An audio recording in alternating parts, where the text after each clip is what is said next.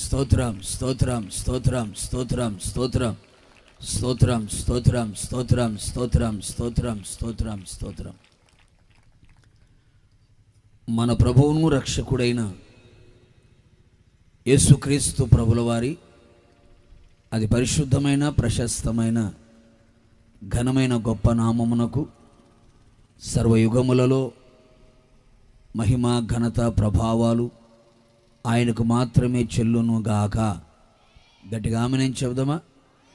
ఈ మొదటి రాత్రి సభకి కూడి వచ్చిన మీ అందరికీ నిండు మనస్సుతో నా హృదయపూర్వకమైన ప్రేమ వందనాలు. అందరికీ వందనాలు. యేసయ్యకు మహిమ కలుగునుగాక, మీకు ఆశీర్వాదము కలుగునుగాక, మీకు కృప కలుగునుగాక, మీకు సమాధానము కలుగునుగాక, మీకు శుభము కలుగునుగాక. చాలా మంచిది. కృపగల దేవుడు ఈ ప్రాంతాన్ని ప్రాంత ప్రజలని ఎంతగానో ప్రభు ప్రేమించి 2 రాత్రుల సభలు ఏర్పాటు చేసుకోవడానికి మార్గాలు తెరిచి ఉన్నాడు.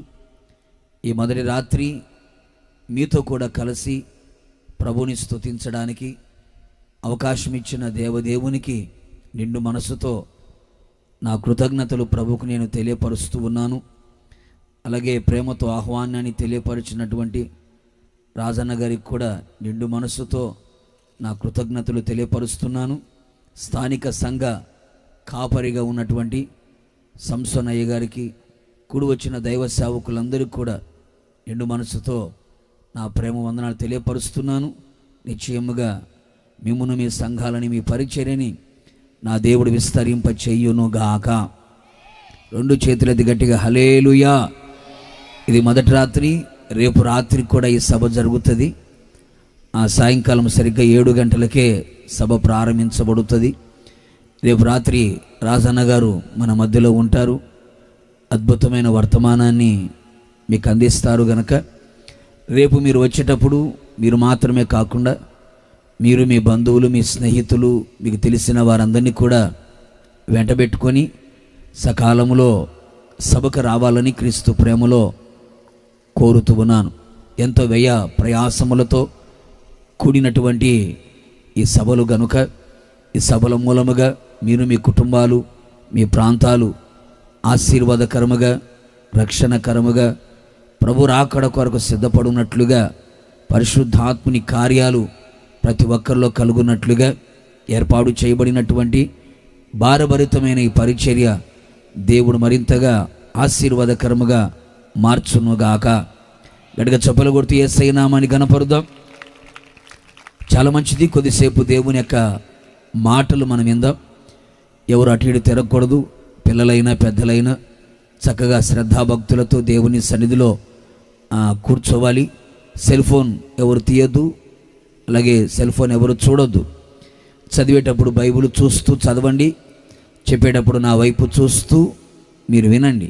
అప్పుడు వాక్యం మీకు అర్థమయ్యే అవకాశాలు ఎక్కువగా కనబడుతాయి. దేవుడు మాట్లాడే సమయంలో అనాలోచనగా, నిద్రమత్తుగా, నిర్లక్ష్యంగా, అలక్ష్యంగా మనం కనబడితే, దేవుడు దర్శించే కాలాన్ని గుర్తుపట్టకపోతే కలిగే నష్టాలు, అనర్థాలు చాలా ఎక్కువగా కనబడుతాయి. కనుక దేవుడు ఏ మాటతో మనల్ని దర్శిస్తాడో ఆ దర్శించే కాలాన్ని గుర్తుపట్టి ఆ మాట చేత మన జీవితాన్ని సరిచేసుకొని చక్కదిద్దుకొని సరైన బాటలో మనం నడిపించబడగలిగితే మనకి, మన కుటుంబాలకి, మన సంఘానికి, మన ప్రాంతానికి అది ఆశీర్వాదకరముగా మార్చబడుతుంది. కనుక చిన్న మాట మీ కొరకు ప్రార్థించి ప్రభుని అడిగినప్పుడు ఒక మాట మీతో చెప్పమని ప్రభు నాకు ప్రేరేపణ కలుగు చేశాడు. గతంలో మనం వినే ఉండొచ్చు, చదివే ఉండొచ్చు. అయినా దేవుని వాక్యములో మనం నేర్చుకోవలసిన పాఠాలు చాలానే ఉంటాయి గనుక ఒక్కొక్కటిగా కృపగల దేవుడు మనందరితో మాట్లాడునుగాక. చూడండి, ద్వితీయోపదేశకాండం 4వ అధ్యాయం 7వ వాక్య భాగాన్ని నేను చదువుతున్నాను. మీ బైబుల్ మీ ఒడిలోనే ఉండాలి. బైబుల్ కింద పెట్టొద్దు. బైబుల్ ఒడిలో పెట్టుకొని చక్కగా చూడండి. ద్వితీయోపదేశకాండం 4వ అధ్యాయం 7వ వాక్యాన్ని నేను చదువుతున్నాను.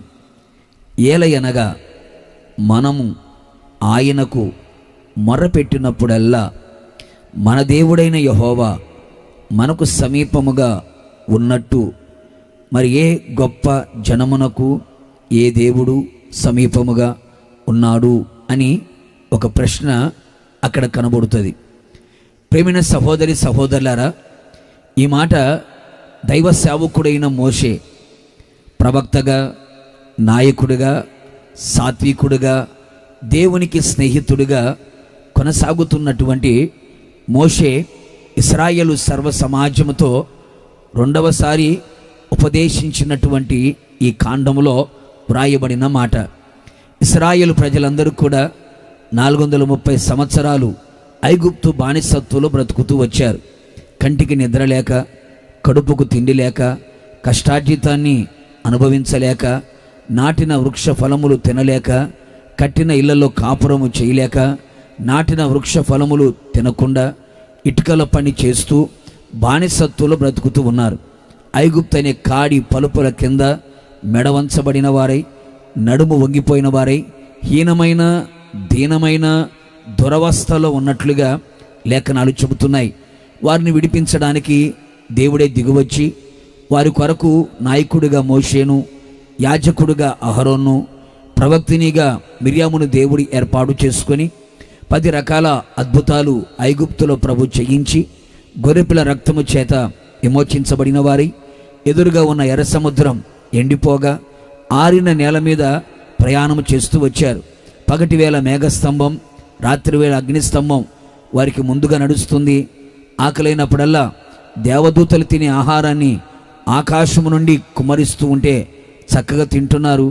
మాంసము కావాలనుకున్నప్పుడల్లా సముద్రములో ఉన్న పూరేళ్ళు, అరణ్యములో ఉన్న పూరేళ్ళు వాళ్ళ ఇంటి ముంగిటికి వస్తున్నాయి, చక్కగా తింటూ ఉన్నారు. నీళ్లు కావాలి అనుకున్నప్పుడు బండతో మాట్లాడినా, బండను కొట్టిన సముద్రమంతా సమృద్ధి గల నీరు ప్రవహిస్తుంది. ఆ ప్రవాహ జలములు త్రాగుతూ ఉన్నారు. వారి యాత్ర కొనసాగిస్తూ ఉన్నారు. మార్గ మధ్యములో ఇలాగే ఓ చిన్న ప్రార్థనా కూటాన్ని ఏర్పాటు చేసి ఆ ప్రార్థనా కూడికలో దైవజనుడైన మోషే ఇశ్రాయేలు ప్రజలతో ఈ మాట చెప్పినట్లుగా మనం చూస్తున్నాం. ఆనాడు శరీర సంబంధమైన ఇశ్రాయేలీలతో దైవ సేవకుడైన మోషే ఆ మాట చెప్పాడు. ఆత్మ సంబంధమైన ఇశ్రాయేలీలుగా ఉన్న మీతో దైవజనుడిగా నా నోట ఈ మాట ఉంచి ఈ మాట ప్రభు చెబుతున్నాడు. ఏమిటయ్యా అంటే, మనము మొర్రపెట్టినప్పుడల్లా, మనము ఆయనకు మొర్రపెట్టినప్పుడల్లా మన దేవుడైన యెహోవా మనకు సమీపముగా ఉన్నట్టు ఏ జనమునకు ఏ దేవుడు సమీపముగా లేడు అన్నట్లుగా మాట్లాడి ఉన్నాడు. నిజమే, మనం నిజముగా మొర్రపెట్టినప్పుడల్లా కూడా మన దేవుడైన యెహోవా మనకు సమీపముగా ఉన్నాడు, మనకు దగ్గరగా ఉన్నాడు. మనం ఆరాధిస్తున్న యేసుక్రీస్తు ప్రభుల వారు, ఎక్కువ తగ్గించిన తీసేసిన పర్వాలేదు, మనం ఆరాధిస్తున్న యేసుక్రీస్తు ప్రభుల వారు మనకు సమీపముగా ఉన్నట్లుగా లోకములో ఏ జనమునకు ఏ దేవుడు సమీపముగా లేడు. మనం ఆరాధిస్తున్న యేసుక్రీస్తు ప్రభుల వారు ఎప్పుడు కూడా, ఎల్లప్పుడూ కూడా తన ప్రజలకి దగ్గరగానే ఉండాలని కోరుకుంటాడు. ఎప్పటికీ దూరంగా ఉండాలని కోరుకునేవాడు కానే కాదు. అందుకే ఆయన కూడా 5 దినములు సృష్టిలో కావలసినటువంటి సమస్తాన్ని కలుగు చేసి 6వ దినమున నరుని నిర్మించి నాసికారంధ్రాల జీవ ఆత్మను ఊది జీవించు ప్రాణిగా చేసి ఏదెనులో ఒక తోట వేసి ఆ తోటలో ఆదామును ఉంచి ఆదాము సహకారిగా అవ్వను ఉంచి ప్రతి చల్లని పూట ఆదాము దగ్గరికి ప్రభు వచ్చేవాడు. ఎందుకయ్యా అంటే తన పోలిక తన సారూప్యములో నిర్మాణము చేయబడినటువంటి మానవునికి దేవుడు ఎప్పుడు కూడా దగ్గరగానే ఉండాలని కోరుకుంటాడు, సమీపముగానే ఉండాలని కోరుకుంటాడు. ఆయనకు మనం నిజముగా మొర్రపెట్టినప్పుడల్లా ఆయన మనకు సమీపముగానే దగ్గరగానే ఉండే దేవుడు. ప్రేమైన సహోదరి సహోదరులారా, లోకములో మనం గమనించి చూడగలిగితే మనుషులు మనకు దగ్గరగా ఉండాలి అని కోరుకుంటాం. కట్టుకున్న భర్తే కానివ్వండి, కట్టుకున్న భార్య కానివ్వండి, కడుపున పుట్టిన పిల్లలే కానివ్వండి, తోడబుట్టిన వారే కానివ్వండి, ప్రేమించిన వారే కానివ్వండి, ఇష్టపడిన వాళ్ళే కానివ్వండి, మన బంధువులే కానివ్వండి, మన స్నేహితులే కానివ్వండి, మనకు దగ్గరగా ఉండాలి అని మనం కోరుకుంటాం, మనకు సమీపముగా ఉండాలి అని కోరుకుంటాం. కానీ మట్టివాడు కదా, మట్టి ఎలాంటిదయ్యా అంటే వర్షానికి ఒక రకంగా మారుతుంది, ఎండకి మరొక విధంగా మారుతుంది, చలికాలం రాగానే మరొకంగా మారుతుంది. అంటే మానవుని స్వభావాలు మారిపోతూ ఉంటాయి. కాలానుగుణంగా మనిషి మనస్తత్వాలు కూడా మారిపోతాయి. నీ దగ్గర ఆస్తి ఉన్నప్పుడు, నీ దగ్గర అందం ఉన్నప్పుడు, నీ దగ్గర జ్ఞానం ఉన్నప్పుడు, నీ దగ్గర తెలివి ఉన్నప్పుడు, నీ దగ్గర అధికారం ఉన్నప్పుడు, అన్ని విధాలుగా నీ దగ్గర కాస్త పలుకుబడి హోదా నీ దగ్గర ఉన్నప్పుడు మనుష్యులందరూ కూడా నీకు దగ్గరగానే ఉంటారు, మనుష్యులందరూ కూడా నీకు సమీపముగానే ఉంటారు. నీ దగ్గర అధికారం ఉంటే నీతోనే ఉంటారు, నీకు సమీపముగా ఉంటారు. అందము కాస్త వికారంగా మార్చబడిందనుకో, ఆరోగ్యము కాస్త అనారోగ్యంగా మారిందనుకో, అధికారము కాస్త ఊడిపోయిందనుకో, పదవి కాస్త తొలగిపోయిందనుకో, నీ దగ్గర ఏ డబ్బు లేదనుకోండి, ఎవరైతే నీకు దగ్గరగా ఉన్నవారో వాళ్ళు నీకేమైపోతారు? దూరం అయిపోతారు. అందుకే కీర్తనకారుడు కూడా అంటాడు, నా బంధువులు, నాకు తెలిసిన వాళ్ళందరూ కూడా నాకు తెగులు రాగానే అందరూ నన్ను విడిచిపెట్టి వెళ్ళిపోయారు, అందరూ నన్ను మరిచిపోయారు అని కీర్తనకారుడు కూడా తన కీర్తనలు రాస్తాడు. భక్తుడైన యోబు సంగతి మీరు ఆలోచించండి. యోబు ఆస్తిపరుడుగా, కోటీశ్వరుడిగా అతడు ఉన్నప్పుడు తనకున్న 3 స్నేహితులు ఉదయం టిఫిన్ చేయడానికి యోబు ఇంటికే వస్తారు, మధ్యాహ్నం భోజనం చేయడానికి యోబు ఇంట్లోనే ఉంటారు, సాయంకాలం స్నాక్స్ తినడానికి యోబు ఇంట్లోనే ఉంటారు, రాత్రి భోజనం చేయడానికి యోబు ఇంట్లోనే ఉంటారు, పడుకోవడానికి మాత్రం వాళ్ళ ఇంటికి వెళ్తారు. కానీ యోబు కాస్త ఆస్తి తొలగిపోయిన తర్వాత, రోగం వచ్చిన తర్వాత, భార్య సుడిక సర్దుకొని పుట్టింటికి పోయిన తర్వాత, ఇప్పుడు సర్వాన్ని కోల్పోయి 10 మంది పిల్లల్ని కోల్పోయిన తర్వాత, ఇప్పుడు రోడ్డు మీదకి వచ్చి అలాగే మట్టిని, దుమ్ముని, ధూళిని తన శరీరం మీద పోసుకొని చిల్లపెంకుతో గోక్కుంటున్న ఆ సమయంలో తన స్నేహితులైన, తన బంధువులైన, తన పనివారు కూడా తనకు దూరం అయిపోయారు. నా ప్రాణ స్నేహితులే నన్ను మర్చిపోయారు, నా పనివాడికి నేను అసహ్యముగా మారాను అని మాట్లాడతారు. ఒక్కడి గుర్తుపెట్టుకో, లోకములో నీ వాళ్ళు ఎవరైనా సరే ఒక్క రకంగా చెప్పాలంటే నరాలాడే నరుడు ఖచ్చితంగా ఏదొక రోజున నిన్ను విడిచిపెట్టి వెళ్ళిపోతాడు, నీకు దూరం అయిపోతారు, నీకు సమీపముగా ఎవరు ఉండరు. కానీ ఒక్కటి మాత్రం వాస్తవం, ఎవరు నిన్ను విడిచినా, ఎవరు నిన్ను మరచినా, ఎవరు నీకు దూరమైనా నా యేసు క్రీస్తు ప్రభుల వారు ఎప్పటికీ ఆయన మనకు సమీపముగానే ఉంటాడు. కొడు చప్పలు గట్టిగాను. ఆయన మనకు ఎప్పటికీ దగ్గరగానే ఉండే దేవుడు కానీ దూరముగా ఉండే దేవుడు కాదు. ఆయన కదలకుండా నీ కొరకు సమీపముగా నిలిచి ఉంటాడు. కానీ మానవుడే దేవునికి దూరం అయిపోతూ ఉంటాడు. దేవునికి దూరముగా వెళ్ళిపోతున్న పరిస్థితులు కనబడుతున్నాయి. ఈ శుభరాత్రి నిశ్చయముగా నా యేసు క్రీస్తు ప్రభుల వారు ఎల్లప్పుడూ నీకు సమీపముగానే ఉండునుగాక, ఎల్లప్పుడు నీకు దగ్గరగానే ఉండునుగాక. మనము కూడా యేసయ్యకు దూరము కాకుండా ఎప్పుడు యేసయ్యకు మనం సమీపముగానే ఉందుముగాక, యేసయ్యకు మనం ఎప్పుడు దగ్గరగానే ఉందుముగాక. అపోస్తుల కార్యములో కూడా ఓ చక్కని మాట రాయబడింది. అపోస్తుల కార్యములు 17వ అధ్యాయం 26వ వాక్యాన్ని గనక మనము చూడగలిగితే చాలా చక్కని మాట అక్కడ కనబడుతుంది. 17వ అధ్యాయం 27వ వాక్యములో చివరి మాటలు చూడగలిగితే, ఆయన మనలో ఎవనికిని దూరముగా ఉండువాడు కాడు. 17:27లో చివరి మాటలు చూడండి. ఆయన మనలో ఎవనికిని దూరముగా ఉండువాడు కాడు. ఎవ్వనికైనా దూరంగా ఉండేవాడు కాదు. ఏ కులమైనా, ఏ మతమైనా, ఏ జాతి అయినా, చదువుకున్నోడైనా, చదువులేనోడైనా, ధనవంతుడైనా, దరిద్రుడైనా, లక్షాధికారైనా, భిక్షాధికారైనా, కోటీశ్వరుడైనా, కూడులేక చచ్చేవాడైనా, సామాన్యుడైనా, సామంతుడైనా, ఆయన ఎవరికి దూరముగా ఉండువాడు కాడు. ఎవ్వనికి దూరంగా ఉండేవాడు కాదు. ఈ రోజున మనం గమనించి చూడగలిగితే నీ కులం నా కులం ఒకట, మనం దగ్గరగా ఉండాలి అంటాడు. అలాగే నీ జాతి నా జాతి ఒకటా, మనం దగ్గరగా ఉండాలి అనుకుంటాడు. నీ ఇంటి పేరు నా ఇంటి పేరు ఒకటా, మనం దగ్గరగా ఉండాలి అని కోరుకుంటాడు. నీ స్థాయి నా స్థాయి ఒకటా, మనం దగ్గరగా ఉండాలి అని కోరుకుంటాడు. కానీ బైబిల్ చెబుతున్న మాట, మనలో ఎవనికి ఆయన దూరముగా ఉండేవాడు కాదు. ఆయన భేదము చూపించేవాడు కాదు, భేదాభిప్రాయాలు కలుగు చేసేవాడు కాదు. మనుషులైతే భేదాన్ని కలుగు చేస్తాడు, భేదాభిప్రాయాలు కలుగు చేస్తాడు. తనకు నచ్చితే దగ్గరగా ఉంటాడు, నచ్చకపోతే దూరమే వెళ్ళిపోతాడు. తనకు ఇష్టంగా ఉంటే దగ్గరగా ఉంటాడు, ఇష్టం లేకపోతే దూరమే వెళ్ళిపోతాడు. తనకు అవసరత ఉంటే దగ్గరగా ఉంటాడు, అవసరం లేకపోతే దూరంగా ఉంటాడు. తనకు నచ్చితేనే దగ్గరగా ఉంటాడు, తనకు నచ్చకపోతే దూరం అయిపోతాడు. మనిషి తన స్వభావాన్ని బట్టి మారిపోతూ ఉంటాడు. కానీ బైబిల్ చెబుతున్న మాట, మనలో ఎవనికి ఆయన దూరముగా ఉండేవాడు కానే కాదు. దూరముగా ఉండేవాడు కాడు అంటే అని ఎలా ఉంటాడట? దగ్గరగా ఉంటాడు.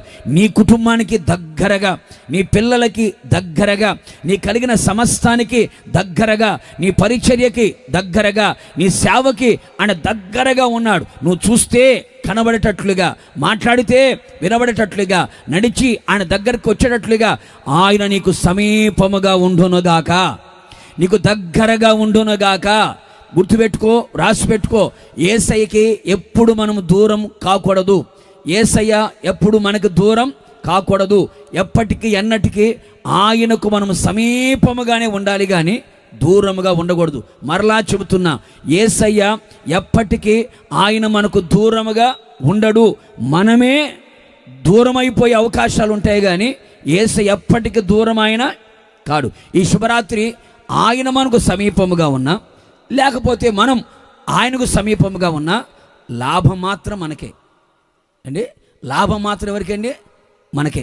నిశ్చయముగా ఈ శుభరాత్రి నా యేసు నీకు సమీపముగా ఉన్నా, మనం ఆయనకు సమీపముగా ఉన్నా, మన కలిగే లాభాలేంటో ఒక 4 సంగతులని క్లుప్తంగా చెప్పి నేను ముగించేస్తాను. పరిశుద్ధాత్ముడు మనందరితో మాట్లాడునుగాక, మనందరితో ముచ్చటించునుగాక. పరిశుద్ధ గ్రంథంలో మీరు గమనించి చూడండి, చాలామంది భక్తులు కూడా దేవుడు వారికి సమీపముగా ఉన్నట్లుగా కొన్ని మాటలు కూడా రాశారు. ఆసాబు భక్తుడు కూడా ఒక మాట అంటాడు, నీవు నాకు సమీపముగా ఉన్నావని నేను నీకు కృతజ్ఞతాస్తుతులు చెల్లిస్తున్నాను అంటాడు. నీవు సమీపముగా ఉన్నావయ్యా నాకు, అందుకే నీకు కృతజ్ఞతాస్తుతులు చెల్లిస్తున్నాను అని ఆసాపు భక్తుడు మాట్లాడుతాడు. అలాగే కీర్తనకాడైన దావీదు కూడా అంటాడు, నిజముగా నీవు దేవునికి మొర్రపెట్టగలిగితే ఆయన వారికి సమీపముగానే ఉంటాడు అని మాట్లాడాడు. మరొక భక్తుడు అంటాడు, ఆయనకు భయపడు వారికి ఆయన రక్షణ ఎప్పుడు కూడా ఎలా ఉంటుందంట? సమీపముగానే ఉంటుంది అని మాట్లాడతాడు. భక్తుడైన యోబు కూడా ఒక మాట అంటాడు, ఎవడు తెలుసుకొనలేని మహత్తరమైన కార్యాలని, గ్రహింపలేని గొప్ప అద్భుతములని ఆయన చేయుచున్నాడు అని వెంటనే అంటాడు, ఇదిగో ఆయన నాకు సమీపముగానే గడిచిపోవచ్చున్నాడు, సమీపముగానే ఉన్నాడు అని యోబు భక్తుడు కూడా మాట్లాడతాడు. అంతెందుకండి, పౌలు గారు కూడా ఫిలిప్పి సంఘానికి ఉత్తరం రాస్తూ ఒక మాట అంటాడు, మీ సహనం సకల జనులకి తెలియబడనీయుడి అని చెప్పి, ఇదిగో ప్రభువు మీకు ఎలా ఉన్నాడు? సమీపముగా ఉన్నాడు అని. నిశ్చయముగా ఇలా ఈ భక్తులందరూ కూడా ఏ విధముగా అయితే దేవుడు మాకు సమీపముగా ఉన్నాడు, సమీపముగా ఉన్నాడు, సమీపముగా ఉన్నాడని ఆ భక్తులు వారు రాసిన పాఠములో, వారు రాసినటువంటి పాటలలో వారు చెప్పినటువంటి సంగతులు మనం చూస్తున్నాం కదా. ఈ శుభరాత్రి నేను, నీవు, మనమందరం కూడా రాబోయే దినములలో, రాబోయే కాలంలో నోరారా, మనసారా, నలుగురిలో, 10 మందిలో అనే మన సమాజములో, సంఘములో మనం చెప్పాలి, యేసయ్య నాకు సమీపముగా ఉన్నాడు. కొడుతమ చప్పులు గట్టిగాను, నాకు దగ్గరగా ఉన్నాడు ఆయన, నాకు సమీపముగా ఉన్నాడు ఆయన అని చెప్పుకునేటట్లుగా నా దేవుడు చెయ్యునుగాక. మరలా ఒక విషయం చెబుతున్నా, మనుషులు మనకు దూరమైపోయినా ఇబ్బంది లేదు. గుర్తుపెట్టుకొని రాసి పెట్టుకోండి, మనుషులు మనకు దూరమైపోయినా ఇబ్బంది లేదు, మనుషులు మనకు దగ్గరగా రాకపోయినా పర్వాలేదు. యేసయ్య మాత్రం మనకు దూరం కాకూడదు. యేసయ్యకు మనం మాత్రం దూరం కాకూడదు. ఆయనకు మనము ఆయనకి ఎల్లప్పుడూ దగ్గరగానే, సమీపముగానే ఉందుముగాక. రెండు చేతులది గట్టిగా ఆమేనని చెప్పండి. గట్టిగా ఆమేనని చెప్పండి. నీ ప్రక్కన ఉన్న వారితో చెప్పు, యేసయ్య నీకు సమీపముగా ఉన్నాడని చెప్పు. అయిపోయింది అప్పుడే. యేసయ్య నీకు దగ్గరగా ఉన్నాడని చెప్పు. ఆయనకు దూరంగా ఉండేవాడు కాదని చెప్పు.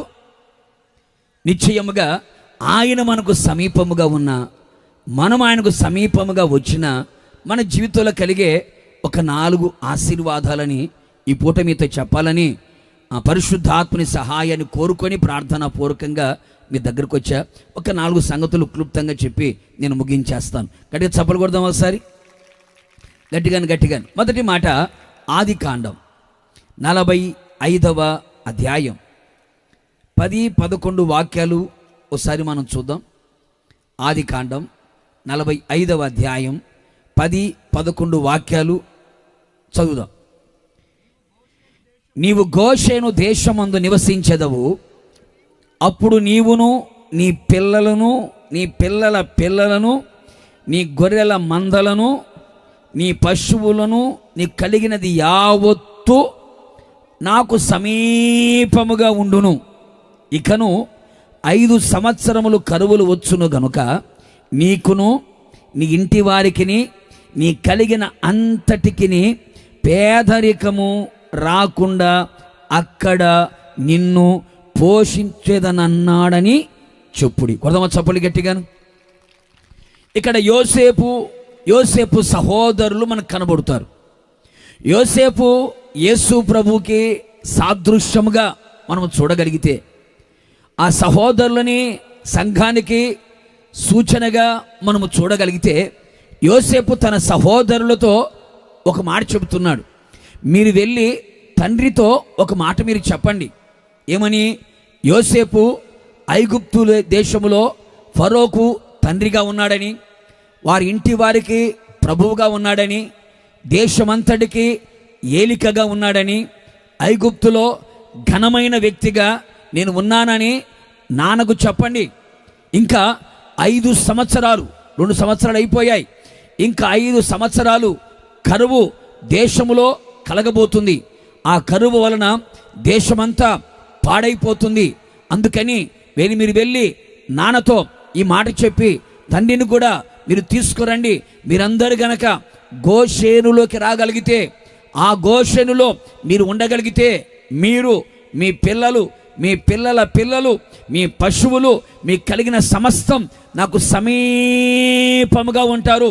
మీరు ఎప్పుడైతే నాకు సమీపముగా ఉంటారో, మిమ్మలను, మీ పిల్లలను, మీ సంతానమును, మీ కలిగిన సమస్తమును కూడా పేదరికము రాకుండా నేను మిమ్మల్ని ఏం చేస్తాను? పోషిస్తాను అని యోసేపు తన సహోదరులతో ఈ మాట తన తండ్రికి చెప్పమని పంపించినట్లుగా, ఈ శుభరాత్రి యోసేపు యేసు ప్రభుకు సాదృశ్యంగా కనబడుతూ ఉండగా, సహోదరులు సంఘానికి, నాకు, నీకు, మనకు సాదృశ్యంగా కనబడుతుండగా, ఈ రోజున యేసు క్రీస్తు ప్రభుల వారు కూడా మనందరితో ఈ మాట చెబుతున్నాడు. మీరు నాకు సమీపముగా ఉండగలిగితే, మీరు మాత్రం కాదు, మీరు సమీపముగా ఉండాలి, మీ పిల్లలు సమీపముగా ఉండాలి, మీకు కలిగిన సమస్తము సమీపముగా ఉండాలి. ఎప్పుడైతే మీరు మాకు సమీపముగా ఉంటారో, నేను మిమ్మును, మీ పిల్లలని, మీ సంతానమును, మీ కలిగిన సమస్తమును కూడా పేదరికము రాకుండా నేను మిమ్మును పోషించెదను అనే మాట యేసయ్య చెబుతున్నాడు. ప్రేమైన సహోదరి సహోదరులారా, యేసయ్య మనకు సమీపముగా ఉన్న, యేసయ్యకి మనము సమీపముగా వచ్చిన మన జీవితంలో కలిగే మొదటి ఆశీర్వాదం ఏమిటయ్యా అంటే, పేదరికము రాకుండా, నీకు పేదరికము రాకుండా, నీ పిల్లలకి పేదరికము రాకుండా, నీ కలిగిన సమస్తానికి పేదరికము రాకుండా నా దేవుడు మిమ్మును, మీ పిల్లలని, మీ కలిగిన సమస్తమును కూడా నా దేవుడే పోషించునుగాక, సంరక్షించునుగాక, సమృద్ధిగా అనుగ్రహించునుగాక, మీ అవసరములు అక్కర్లు తీర్చునుగాక.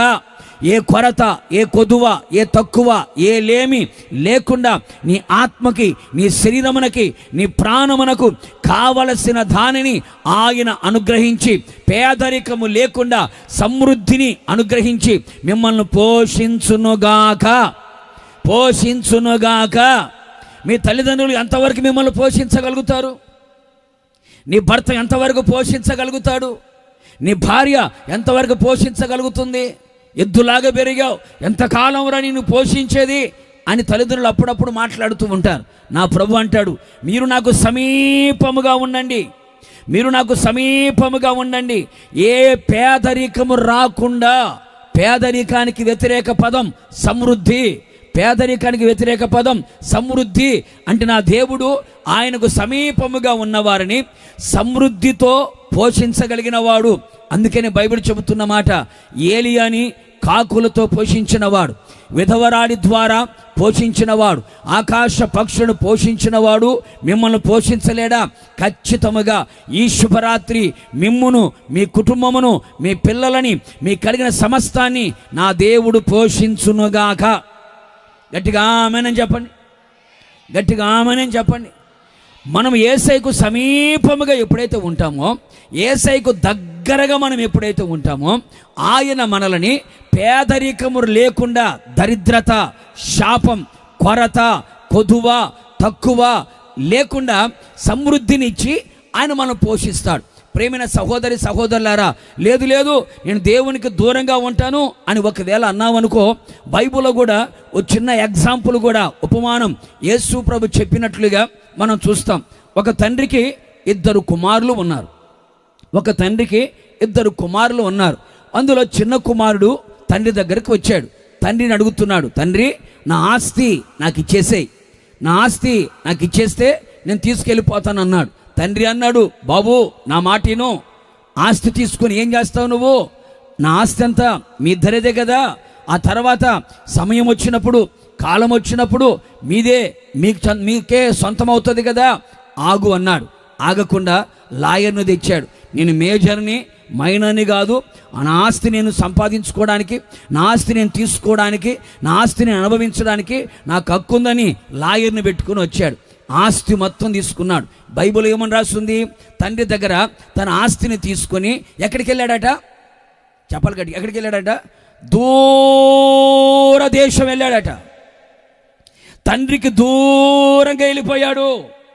ఈ మాట గుర్తుపెట్టుకోవాలి, తండ్రికి దూరంగా వెళ్ళిపోయాడు. ఎప్పుడైతే దూరదేశం వెళ్ళాడో, ఆ దూరదేశంలో దుర్వ్యాపారం చేయడం ప్రారంభించాడు. మరి దుర్వ్యాపారం చేశాడంటే మరి డ్రగ్స్ అమ్మేయడము తెలియదు, గంజాయి అమ్మేయడము తెలియదు, సారాయి అమ్మేయడం తెలియదు, బ్రాందీ షాప్ పెట్టాడేమో తెలియదు, పేకాడ క్లబ్ పెట్టాడేమో తెలియదు, లేకపోతే అక్రమ కార్యక్రమాలు ఏమైనా పెట్టాడేమో తెలియదు, లేకపోతే క్రికెట్ బెట్టింగ్లు ఏమైనా పెట్టాడేమో, కోడి పందాలు ఏమైనా పెట్టాడేమో. దూరదేశం వెళ్ళి దుర్వ్యాపారం చేయడం ప్రారంభించాడు. ఆ దుర్వ్యాపారం వల్ల ఏమైందయ్యా అంటే, డబ్బులున్నోడికి స్నేహితులు ఎక్కువ అని బైబిల్ చెబుతుంది. డబ్బులు చేతి నిండా ఉన్నప్పుడు స్నేహితులు కూడా అతని చుట్టే ఉన్నారు. డబ్బులు కాస్త తరిగిపోయే కొలది స్నేహితులు కూడా వెళ్ళిపోయారు. చివరికి కన్ను తెరిచే లోపల ఒక్కడే మిగిలిపోయాడు. ఆకలితో అల్లాడిపోతున్నారు. ఇప్పుడు ఎక్కడికైనా వెళ్ళి పని చూసుకుందామంటేనేమో ఇతని వాలకం చూస్తే పని చేయించేవాడుగా ఉన్నాడు కానీ పని చేసేవాడుగా కనబట్లేదు. ఆకలికి అల్లాడిపోతున్నాడు, ఆహారం లేక బాధపడుతున్నాడు. చివరికి ఎక్కడికి వెళ్ళినా కూడా అతని పనికి దొరకలేదు. చివరికి ఒక దగ్గరికి వెళ్ళాడు. అక్కడికి వెళ్తే అతను అన్నాడు, నా పందులను మేపు, నీ కాస్త భోజనం పెడతాను అన్నాడు. అక్కడికి వెళ్ళి లోపల పందుల పొట్టు దగ్గరికి వెళ్ళి, పందుల కంటే ఇతడు ఎక్కువ తినడం, తిండిపోతాడు కదా, పందుల కంటే ఎక్కువ తినడం ప్రారంభించాడు. చివరికి ఆ పందుల కాపరిగా ఉన్న ఆ వ్యక్తి కూడా, అయ్యో బాబు నువ్వు ఉన్నావంటే నా పందులు తినేవని నువ్వే తింటున్నావు, నీ మేత ఎక్కువ కొనాల్సి వస్తుంది అని గెంటి వేశాడు. చివరికి బుద్ధి వచ్చిన తర్వాత, ఇలాంటి కూటానికి వచ్చినట్టున్నాడు, వాక్యం విన్నట్టున్నాడు, వాక్యం ద్వారా ఏం కలిగింది? బుద్ధి కలిగింది.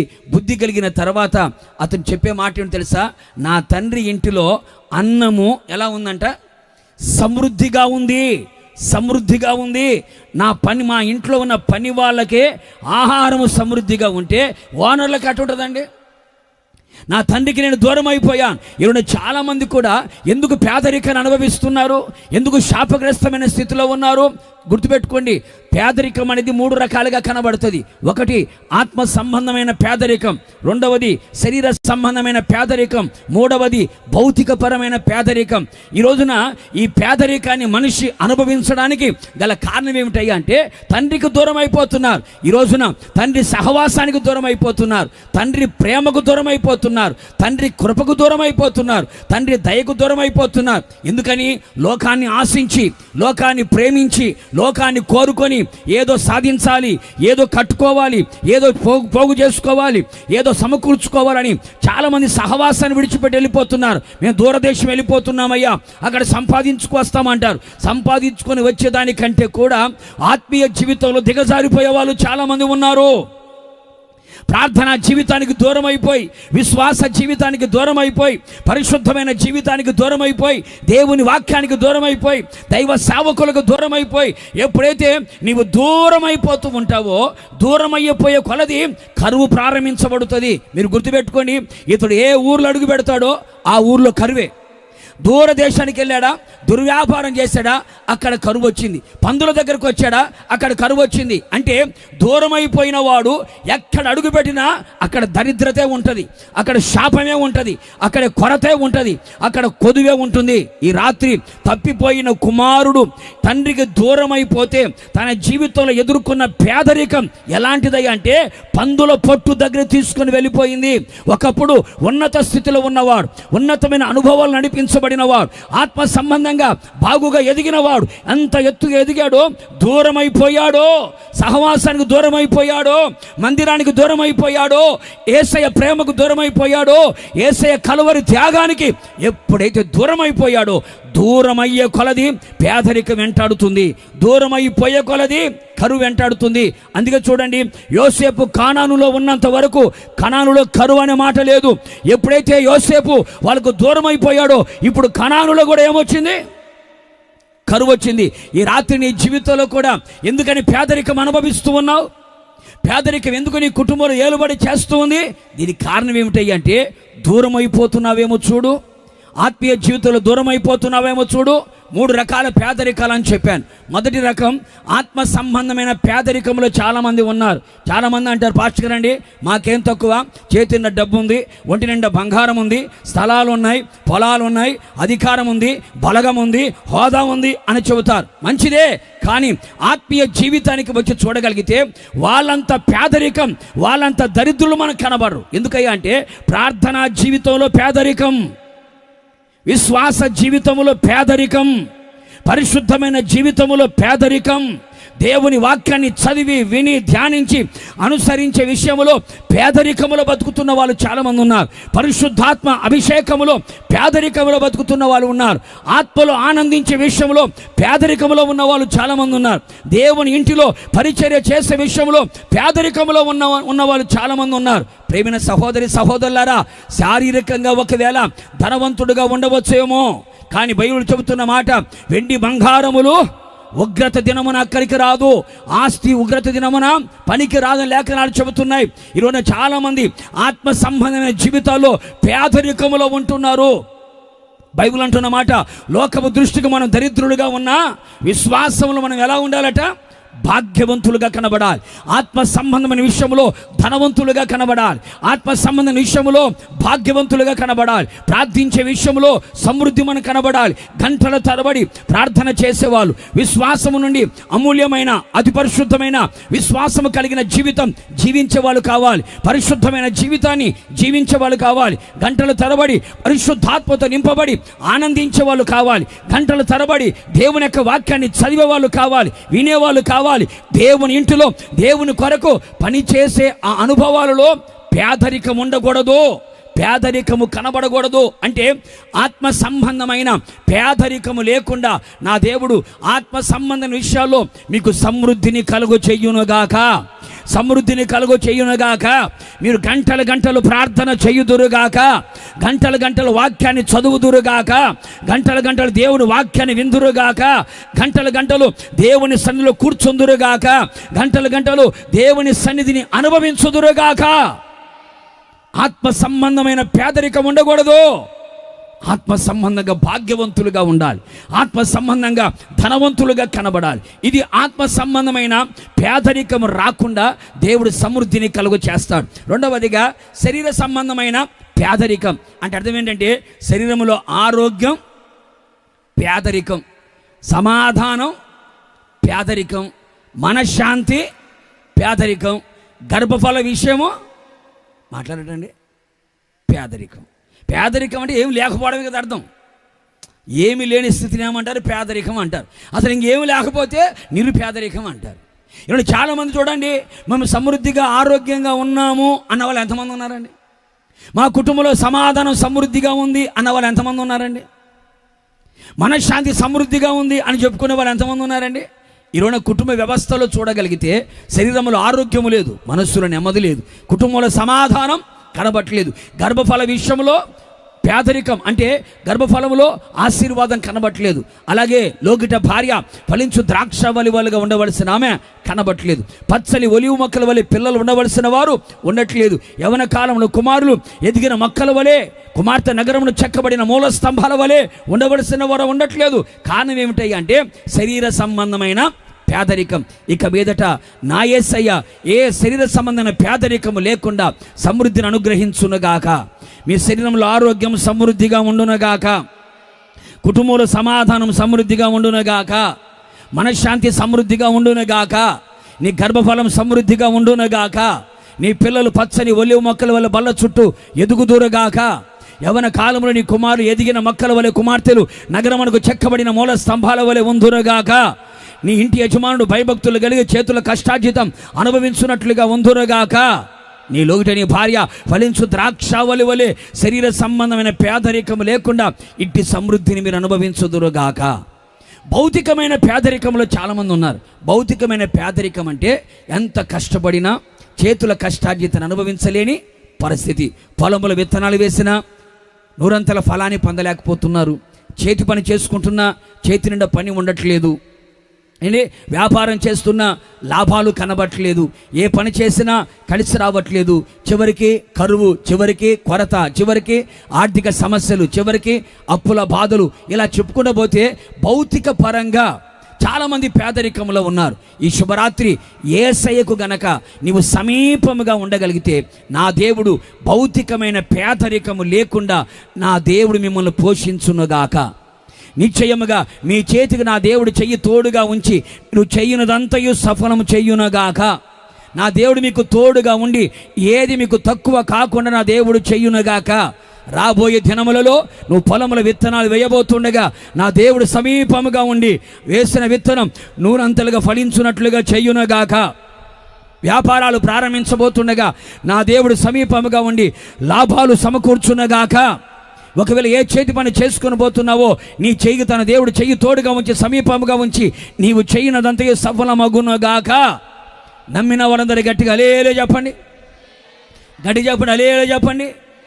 అందుకని ఏ పేదరికం, ఆత్మీయ పేదరికం, శారీరక పేదరికం, భౌతికమైన ఏ పేదరికము లేకుండా సకల సమృద్ధిని ఆత్మలో, ప్రాణములో, శరీరములో నా దేవుడు మీకు సమృద్ధిని కలుగు చేయునుగాక. నీ ఇంట నీ వంట ఎక్కడ పేదరికము లేకుండా, ఏ శాపం దరిద్రత లేకుండా నా దేవుడు కొట్టివేసి ఆశీర్వాదం నా దేవుడు కలుగు చెయ్యునుగాక. గట్టిగా చప్పలు కొడదాం ఒకసారి ప్రభువుకి. అందుకే ఒక భక్తుడు అడుగుతాడు, అయ్యా నాకు 2 మనవులు ఉన్నాయి అయ్యా, 2 వరాలు కావాలి నాకు అన్నాడు. వీళ్ళ నాన్నగారేమో 1 అడిగాడు, ఈయనేమో 2 అడిగాడు. ఏం కావాలి బాబు అన్నాడు. అతను అంటాడు, ఐశ్వర్యమైన నాకు వద్దు, పేదరికమైన నాకు వద్దన్నాడు. ఐశ్వర్యం అంటే వద్దని ఎవరు అంటారండి? ఐశ్వర్యం కావాలి, ఐశ్వర్యం ముద్దు, పేదరికం వద్దు అంటాం మనం, అవునా కదా? ఐశ్వర్యం ముద్దు, పేదరికం వద్దు అంటాం. కానీ అతను ఏమంటాడు? ఐశ్వర్యము వద్దు, పేదరికము వద్దు. ఎందుకు అలా అడుగుతున్నావయ్యా అంటే, ఒకవేళ నేను పేదరికంలో ఉండి ఆ పేదరికం తీర్చుకోవడానికి దొంగతనాలు చేసి అక్రమైన కార్యాలు చేసి నీ నామానికి అవమానం తీసుకొస్తానేమయ్యా, అందుకనే కడుపు నిండా తిండి కూడా నాకు వద్దయ్యా, తగినంత ఆహారమే నాకుంటే చాలు. ఎందుకని? కడుపు నిండిపోతే నేను దూషిస్తానేమో, కడుపు నిండిపోతే మాటలు మారిపోతాయేమో, అందుకని కడుపు నిండా తిండి కూడా వద్దయ్యా. ఒకవేళ ఐశ్వర్యం వచ్చిందనుకో, ఒకవేళ కన్ను మీను గాని రాకుండా ఒకవేళ మీ నామాన్ని అవమానపరుస్తానేమో అంటాడు. ఎందుకయ్యా అంటే పేదరికం మనిషిని ఎలాంటి స్థితికైనా దిగదారుస్తుంది, ఎలాంటి స్థితికైనా దిగదారుస్తుంది. గుర్తుపట్టండి, కొంతమంది కనుక మనం అడిగామనుకో, ఎందుకు రాబాయ్ చిన్న వయసులో ఈ దొంగతనాలు ఎందుకు చేస్తున్నావంటే ఆ పిల్లలు చెప్పే మాట ఏంటి తెలుసా? పాస్టర్ గారండి, పేదరికం అయ్యా, కుటుంబాన్ని పోషించుకోవడానికి చేతగాక, ఏం చేయాలో అర్థం కాక దొంగతనాలకు అలవాటు పడిన వాళ్ళు చాలామంది ఉన్నారు. ఏమ్మా ఈ వయసులో ఇలాంటి పాడు పనులు చేయడం ఏంటమ్మా అని ఎవరైనా అడిగామనుకో, వాళ్ళు ఏమంటారు? పేదరికం వలన ఏం చేయాలో అర్థం కాక శరీరాన్ని అమ్ముకునే వాళ్ళు కూడా లేకపోలేదు. ఎందుకంటే పేదరికం మనిషిని ఎలాంటి స్థితికైనా దిగదారుస్తుంది, ఎలాంటి పరిస్థితికైనా దిగదారుస్తుంది. అందుకనే ఆ పేదరికము వలన కలిగే నష్టం, పేదరికం వలన కలిగే శాపం, పేదరికం వలన కలిగే హీనమైన స్థితి మీకు రాకూడదని ఆత్మీయంగా, శారీరకంగా, భౌతికంగా మీరందరూ కూడా సమృద్ధిగా ఆశీర్వదించబడిన స్థితిలో ఉందురుగాక. ఒకటి మాత్రం గుర్తుపెట్టుకోండి, తండ్రికి దగ్గరగా ఉంటే నీకెప్పుడు సమృద్ధి. తండ్రికి ఎప్పుడైతే దూరం అయిపోతావో నీకంతా నీ జీవితంలో కరువు వెంటాడుతుంది. అందుకే తప్పిపోయిన కుమారుడు మనకు ఉదాహరణగా కనబడుతాడు కనుక మనం ఎప్పటికీ ఎన్నటికీ తండ్రికి దూరముగా ఉండకుండా తండ్రిని సమీపిద్దాం, తండ్రికి సమీపముగా ఉందాం, యేసయ్యకు సమీపంగా ఉందాం. నిశ్చయముగా ఆయన మనకి పేదరికము రానివ్వకుండా ఆయన మనల్ని పోషించునుగాక. నమ్మిన వాళ్ళందరూ గట్టిగా హల్లెలూయా చెప్పండి. దేనికి చెప్పావు?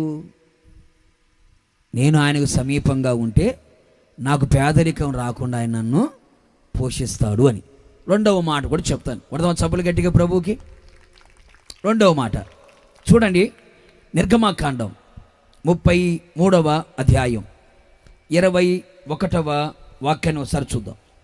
నిర్గమాకాండం 33వ అధ్యాయం 21వ వాక్యాన్ని మనం చూద్దాం. మరియు యెహోవా, ఇదిగో నా సమీపమున ఒక స్థలము ఉన్నది, నీవు ఆ బండ మీద నిలవవలెను. యెహోవా చెబుతున్నాడు మోషేతో, మోషే, నాకు సమీపమున, నాకు దగ్గరగా నువ్వు ఉండాలనుకుంటే, నాకు సమీపముగా నీవు రావాలనుకుంటే ఏం చేయాలో తెలుసా?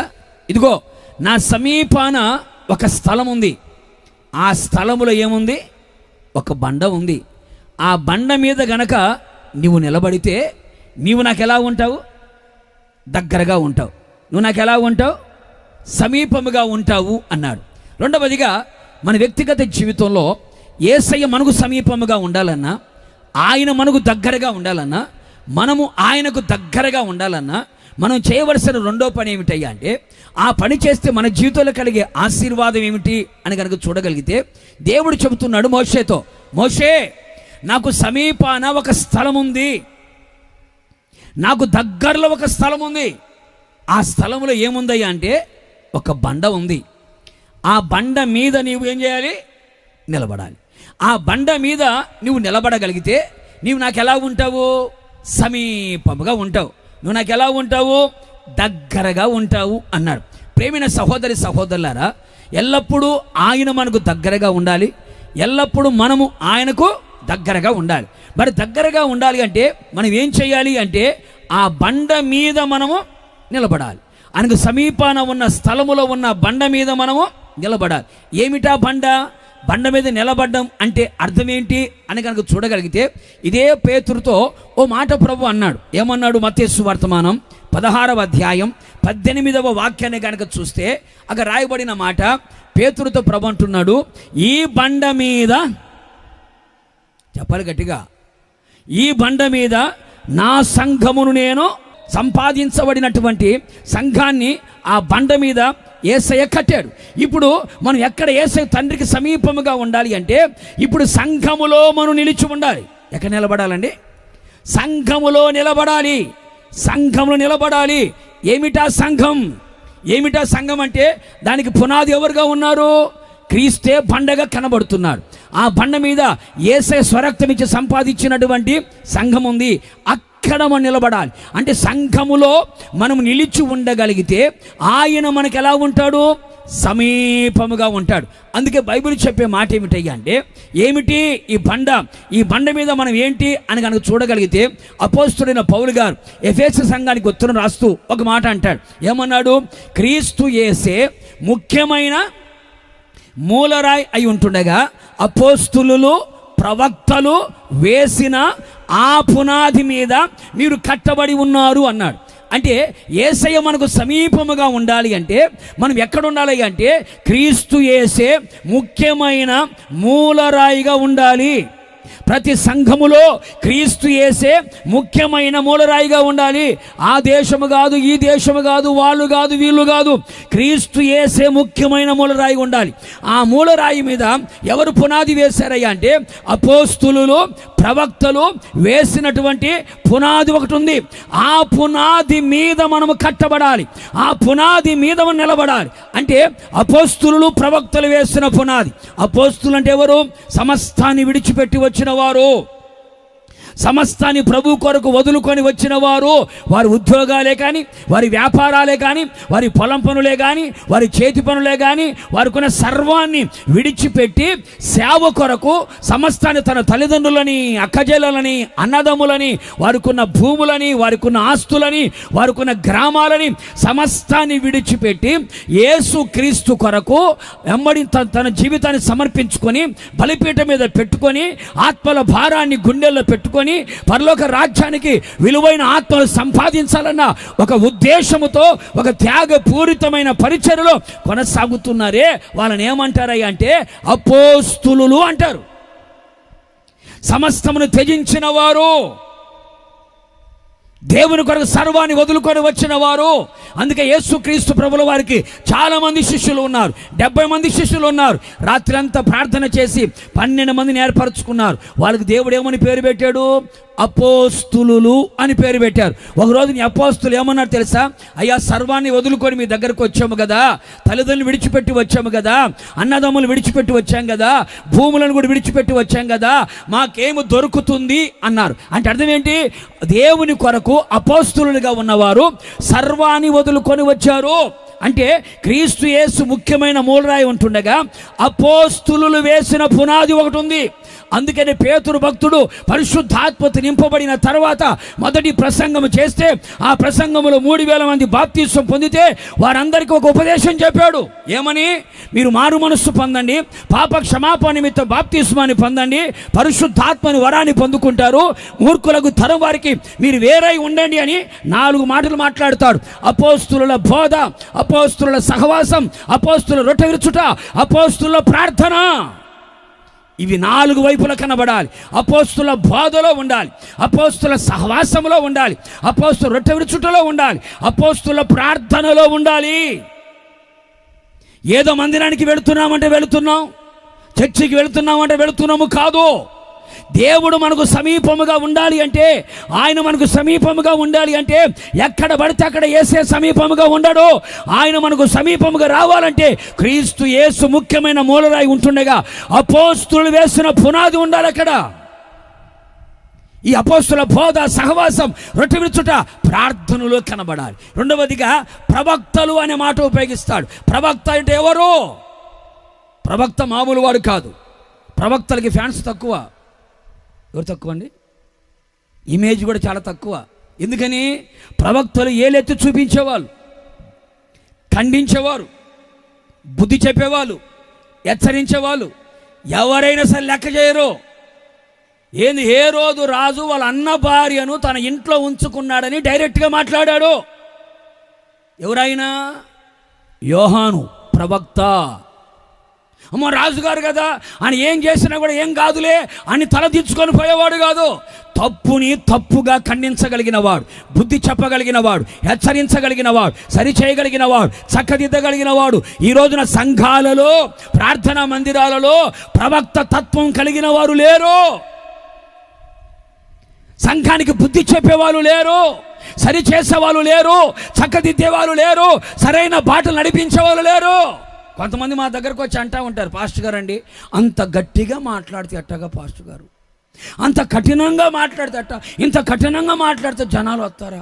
ఇంత కఠినంగా మాట్లాడితే దశంభాగాలు ఇస్తారా? ఇంత కఠినంగా మాట్లాడితే కానుకలు ఇస్తారా?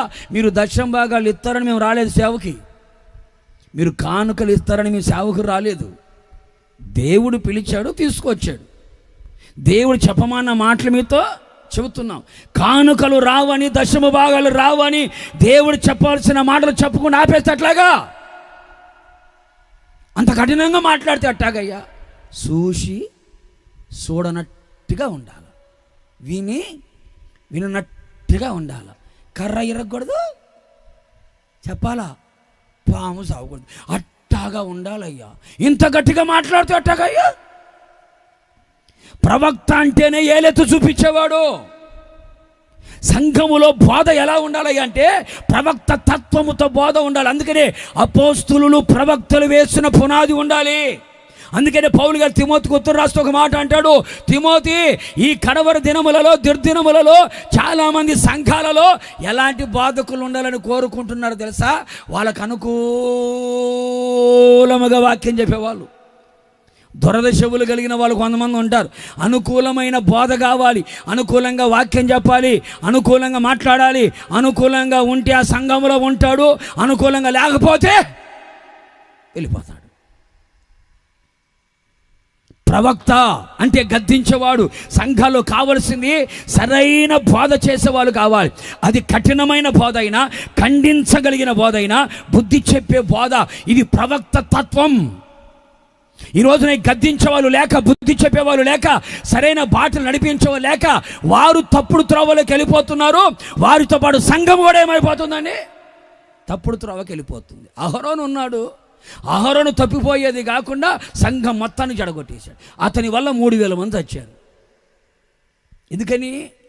ఖండించాల్సింది పోయి, గద్దించాల్సింది పోయి, బుద్ధి చెప్పాల్సింది పోయి వాళ్ళతో ఏకమైపోతే 3000 మంది చచ్చిపోయారు. దీనికి కారణం ఎవరంటారు? సరైన ఉపదేశం చెప్పేవాళ్ళు లేకపోవడం బట్టి, ప్రవక్త తత్వాన్ని, ప్రవక్త అనుభవాలని లేని కారణాన్ని బట్టి. అందుకనే నాకు సమీపాన ఒక స్థలం ఉంది, ఆ స్థలములో ఒక బండ ఉంది, ఆ బండ మీద నేను నిలబడాలి. ఆ బండ ఎవరంటే ప్రభువైన యేసుక్రీస్తు. ఆ బండ మీద ఏముంది అంటే అపోస్తులు ప్రవక్తలు వేసిన పునాది మీద కట్టబడుతున్న పెళ్లి కుమార్తె సంఘం ఉంది. అక్కడ నువ్వు నిలబడాలి, అక్కడ నువ్వు నిలబడాలి. అక్కడ నువ్వు నిలబడితే నీకు దగ్గరగా నేను ఉంటాను, నువ్వు నాకు దగ్గరగా ఉంటావు. అప్పుడు ఏమవుతుంది అయ్యా అంటే మత్తయి సువార్తలో యేసు ప్రభువు ఒక ఉపమానం చెప్పాడు. ఏమని చెప్పాడు? ఎవడైనా నా మాట విని దాని ప్రకారంగా నడుచుకొనిన బుద్ధిమంతుడు ఎలా ఉంటాడట?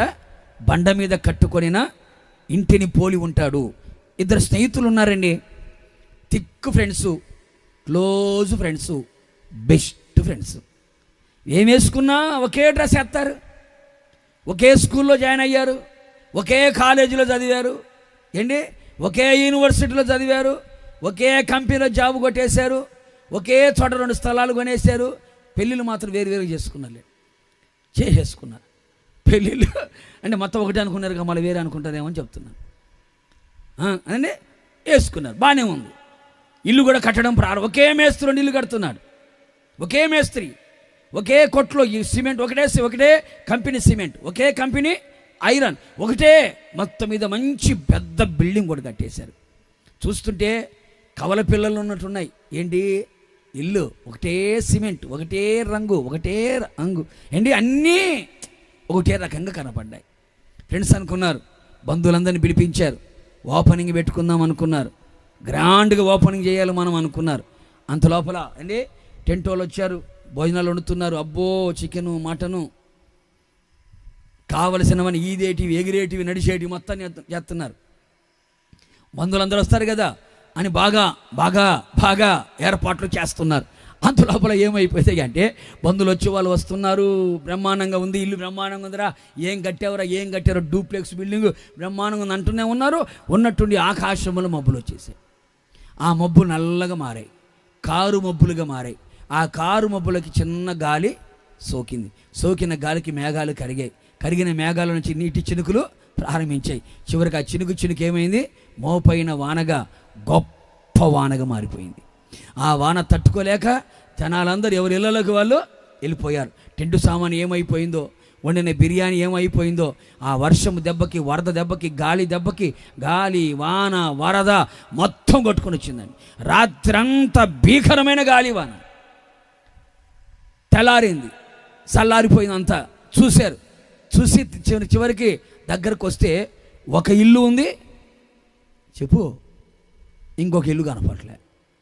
ఒకటి ఉంది, ఇంకోటి కనపట్లే. ఏమైపోయిందిరా అని చూస్తున్నారు. అంత లోపల ఒకడు పరిగెత్తుకుంటూ వచ్చి అన్నాడు, గుండ్లకమ్మలో కనపడిందన్నా అన్నాడు. ఎక్కడ? మన ప్రకాశం జిల్లాలో ఉండేది గుండ్లకమ్మేగా. నాది కూడా ప్రకాశం జిల్లాలే, మాది గిద్దలూరు. అందుకని ఎక్కడ కనపడిందిరా అంటే, ఎక్కడ చెప్పలు కదా, గుండ్లకమ్మలో కనపడింది. అదేంట్రా, ఒక ఇల్లు నిలబడింది, ఇంకొక ఇల్లు కనపట్లేదు. ఏంటంటే సిమెంట్ ఒకటే, పెయింట్ ఒకటే, ఇనుము ఒకటే, కట్టిన మేస్త్రి ఒకటే, రంగులన్నీ ఒకటే. కానీ ఈ ఇల్లేమో బండ మీద కట్టబడింది, ఇంకొక ఇల్లేమో ఇసుక మీద కట్టబడింది. కట్టబడిన అన్ని ఒకటే. ఇద్దరు యేసు రక్తం కడగబడిన వాళ్ళే, ఇద్దరు బాప్తిస్మాలు పొందిన వాళ్ళే, ఇద్దరు మందిరానికి వచ్చే వాళ్ళే, ఇద్దరు పాటలు పాడే వాళ్ళే, ఇద్దరు చప్పట్లు కొట్టే వాళ్ళే, ఇద్దరు ఆరాధన చేసే వాళ్ళే, అంతా ఒకటే. కానీ ఏమి లేదండి, పునాదులు లేవు. వారు చేసే భక్తికి సరైన పునాది లేదు. ఒకడేమో క్రీస్తు యేసు ముఖ్యమైన మూలరాయి ఉంటుండగా అపోస్తులు ప్రవక్తలు వేసిన ఆ పునాది మీద, ఆ బండ మీద ఒకతను తన ఆత్మీయ జీవితాన్ని, విశ్వాస జీవితాన్ని, పరిశుద్ధమైన జీవితాన్ని, నీతితో యథార్థతో తన జీవితాన్ని కట్టుకున్నాడు. మరొకడేమో పునాది లేకుండా తన జీవితాన్ని నిలబెట్టుకున్నాడు. చివరికి గాలి వచ్చింది, తుఫాను వచ్చింది, శ్రమలు వచ్చాయి, శోధనలు వచ్చాయి, కష్టాలు వచ్చాయి, భక్తిహీనత వరద పొంగువలే పొర్లుకుంటూ వచ్చింది. ఎన్ని వచ్చితే ఈ బండ మీద కట్టబడిందేమో నిలబడింది, బండ మీద కట్టబడిందేమో నిలబడలేదు. నువ్వు దేవునికి సమీపముగా ఉంటే, బండ మీద నువ్వు నిలబడితే నీవు కదల్చబడవు. కొడుచబడి గట్టిగా, నీవు కదల్చబడవు, నువ్వు కదిలించబడవు. ఈ రోజున సాతాను తనకున్న సమయము కొంచెమేనని వాడు విస్తృతంగా ప్రయత్నం చేస్తున్నాడు. సేవకులను కదిలించాలని, విశ్వాసులను కదిలించాలని, పరిశుద్ధులను కదిలించాలని, విశ్వాస వీరులను కదిలించాలని, ప్రార్థనా పరులను కదిలించాలని, భక్తిలో కొనసాగుతున్న వారిని ఏ విధము చేతనైనా వారిని కదిలించాలని, సేవల నుంచి లేకుండా చేయాలని, భక్తుల నుంచి దొర్లిపోయేటట్టు చేయాలని వాడు ప్రయత్నాలు చేస్తున్నాడు. అయితే మనం నిలబడాలి అంటే కదలకుండా విశ్వాసములో, ప్రార్థనలో, భక్తిలో, పరిశుద్ధతలో, నీతిలో మనం నిలబడాలి అంటే పునాది మీద మనం కట్టబడిన వారిగా ఉండాలి, బండ మీద కట్టబడిన వారిగా ఉండాలి.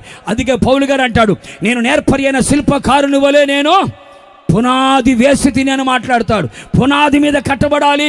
ప్రియ సంగమా, సహోదరుడా, ప్రభు రాకడ సమీపించుచున్న దినములలో మనం ఉంటూ ఉన్నాం. ఈ రాకడ దినములలో మన ఆత్మీయ జీవితం ప్రభు రాకడ వరకు నిలబడాలి. మన భక్తి జీవితం ప్రభు రాకడ వరకు నిలబడాలి. ఆత్మ పెళ్లి కుమార్తె ఎక్కిరమ్మని ఒక స్వరం వినబడుతుంది. ఆ స్వరం వినబడేంత వరకు కూడా మనము కదల్చబడకుండా కదలని రాజ్యము కొరకు మనం నిలకడగా నిలబడాలి అంటే బండ మీద మనం పునాది వేయబడి ఆ బండ మీద మనం నిలబడాలి. కొడు చప్పడు గట్టిగాను. ఆ బండ మీద నువ్వు నిలబడగలిగితే యేసు నీకు సమీపముగా ఉంటాడు, యేసు నీకు దగ్గరగా ఉంటాడు. యేసే నీకు దగ్గరగా ఉంటే ఎలాంటి శోధనలే వచ్చినా, ఎలాంటి బలహీనతలే వచ్చినా, ఎలాంటి రోగాలే వచ్చినా, ఎలాంటి అవమానాలే వచ్చినా, ఎలాంటి దూషణకరమైన కార్యాలు ఎదురైనా నీవు కదిలించబడవు, నీవు కదిలిపోవు. కొడు చప్పలు గట్టిగాను. కొంతమంది చీటికి మాటికి కదిలిపోతూ ఉంటారు. పడిపోతూ ఉంటే లేస్తారు, పడిపోతూనే లేస్తూనే ఉంటారు. నీ కాలు జారకుండా, నువ్వు పడిపోకుండా, తొట్టిల్లిపోకుండా, దూరమైపోకుండా ఉండాలంటే మనకంటూ ఒక పునాది కావాలి. అందుకంటాడు, నాకు సమీపాన ఒక స్థలం ఉంది, ఆ స్థలంలో ఒక బండ ఉంది, ఆ బండ మీద నా సంఘం ఉంది, ఆ సంఘంలో ఏముండాలి? నిలబడాలి. అక్కడ నిలబడాలి, అక్కడ నిలిచి ఉండాలి. అక్కడ నువ్వు నిలబడితే నాకు సమీపంగా ఉంటావు. అప్పుడు నా మహిమను నువ్వు చూస్తావు. నా మహిమను చూడడం అంటే ఏంటి? మహిమగల రాకడలో, మహిమగల సంఘముగా, మహిమగల యేసు ఎదుట, మహిమగల సంఘముగా మనమందరము ఆయన ఎదుట నిలబడుదుమగాక. కొడదమ సభలు గట్టిగాను ప్రభుకి. ఆయనకు మనం సమీపముగా ఉంటే ఆయన మనకు పేదరికము రానివ్వకుండా చేస్తాడు. అలాగే సమీపముగా ఉన్న ఆ బండ మీద మన ఆత్మీయ జీవితాన్ని కట్టుకోగలిగితే మనం కదల్చబడకుండా ప్రభు రాకడ వరకు నిలకడగా సంఘ సహవాసములో మనం నిలిచి ఉండగలుగుతాం. ఆ సంఘ సహవాసములో నిలిచి ఉన్నవాడే దేవుని మహిమను చూడగలుగుతాడు, మహిమను పొందగలుగుతాడు, మహిమగల సంఘముగా మారుతాడు, మహిమగల రాకడలో మహిమగల యేసు ఎదుట నిలబడగలుగుతాడు. కూడా చెప్పలు గట్టిగా మరొక మాట కూడా మనం చదువుకుందాం. 3వ మాట 69వ కీర్తన 69వ కీర్తన 18వ చరణాన్ని ఒకసారి చూద్దామా.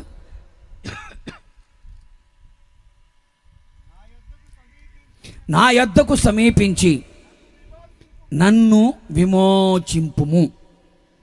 నా యొద్దకు సమీపించి నన్ను విమోచింపుము అన్నాడు భక్తుడు. 3వదిగా చెప్పే కదండి, ఆయన మనకు సమీపముగా ఉన్నా మనము ఆయనకు సమీపంగా వెళ్ళినా లాభం మాత్రం మనకి. కీర్తనకాడు అంటాడు, అయ్యా నా యొద్దకు సమీపించి నా యొద్దకు దగ్గరగా వచ్చి నన్ను విమోచించయ్యా, నాకు విడుదల కలుగు చేయయ్యా అన్నాడు. విమోచన ఇందులో 3 అనుభవాలు కనబడతాయి. ఒకటి, మన పాపములో నుండి విమోచన. రెండవది, మన భౌతిక పరంగా కలుగుతున్న వాటన్నిటిలో నుంచి విడుదల. మూడవది, దేహ విమోచన. ఏంటండి ఏమ్మా, మంది కూడా ప్రకాశం జిల్లా, నా భాష మీకు అర్థమవుతుందా లేదా? అర్థమవుతుందన్న వాళ్ళు అలేలు అనండి. పర్లా మన బ్యాచ్ ఉన్నట్టున్న చాలామంది. నా యొద్దకు సమీపించి నన్ను ఏం చేయమన్నాడు? విమోచించుమన్నాడు. విమోచన 3 రకాలుగా కనబడుతుందని గుర్తుపెట్టుకోండి. ఒకటి, పాపములో నుండి విమోచన. యేసయ్య మనకు సమీపముగా ఉంటే, మనము ఆయనకు సమీపముగా వెళితే మొదటగా మన జీవితంలో కలిగే విమోచన ఏమిటయ్యా అంటే పాపములో నుండి మనకి విమోచన. చూడండి, పేతురు రాసిన మొదటి పత్రిక 1వ అధ్యాయం 18-19 వాక్యాలు చూద్దామా. పేతురు రాసిన మొదటి పత్రిక 1వ అధ్యాయం 18-19. పితృపారంపర్యమైన మీ వ్యర్థ ప్రవర్తనను విడిచిపెట్టున్నట్లుగా వెండి బంగారముల వంటి క్షయ వస్తువుల చేత మీరు విమోచింపబడలేదు గాని అమూల్యమైన రక్తము చేత, అనగా నిర్దోషమును నిష్కలంకమునగు గొర్రెపిల్ల వంటి క్రీస్తు రక్తము చేత విమోచింపబడితిరని మీరెరుగుదురు కదా. కుడదామా చప్పలు గట్టిగా ప్రభువుకి. కీర్తనకాడు అంటాడు, నీవు నా యొద్దకు సమీపించి నన్ను ఏం చేయమన్నాడు? విమోచించమన్నాడు. విమోచన అని దానికి అర్థం విడుదల, విడిపించుట అని అర్థం. అలాగే ఇక్కడ కూడా మొదటిగా మనం ఏ విషయంలో విమోచించబడాలి అంటే, మొదటిగా మన పాపముల నుండి ఆయన మనల్ని ఏం చేస్తాడట? విమోచిస్తాడు. మీ పితృపారంపర్యమైన వ్యర్థ ప్రవర్తన విడిచిపెట్టున్నట్లుగా వెండి బంగారముల చేత మీరు విమోచించబడలేదు గాని అమూల్యమైన రక్తము చేత, నిర్దోషమైన రక్తము చేత, గొర్రెపిల్ల వంటి క్రీస్తు యేసు రక్తము చేత మనం ఏమయ్యామో? విమోచించబడ్డాము. మొదటిగా యేసుక్రీస్తు ప్రభుల వారు మనకు సమీపముగా వచ్చాడు.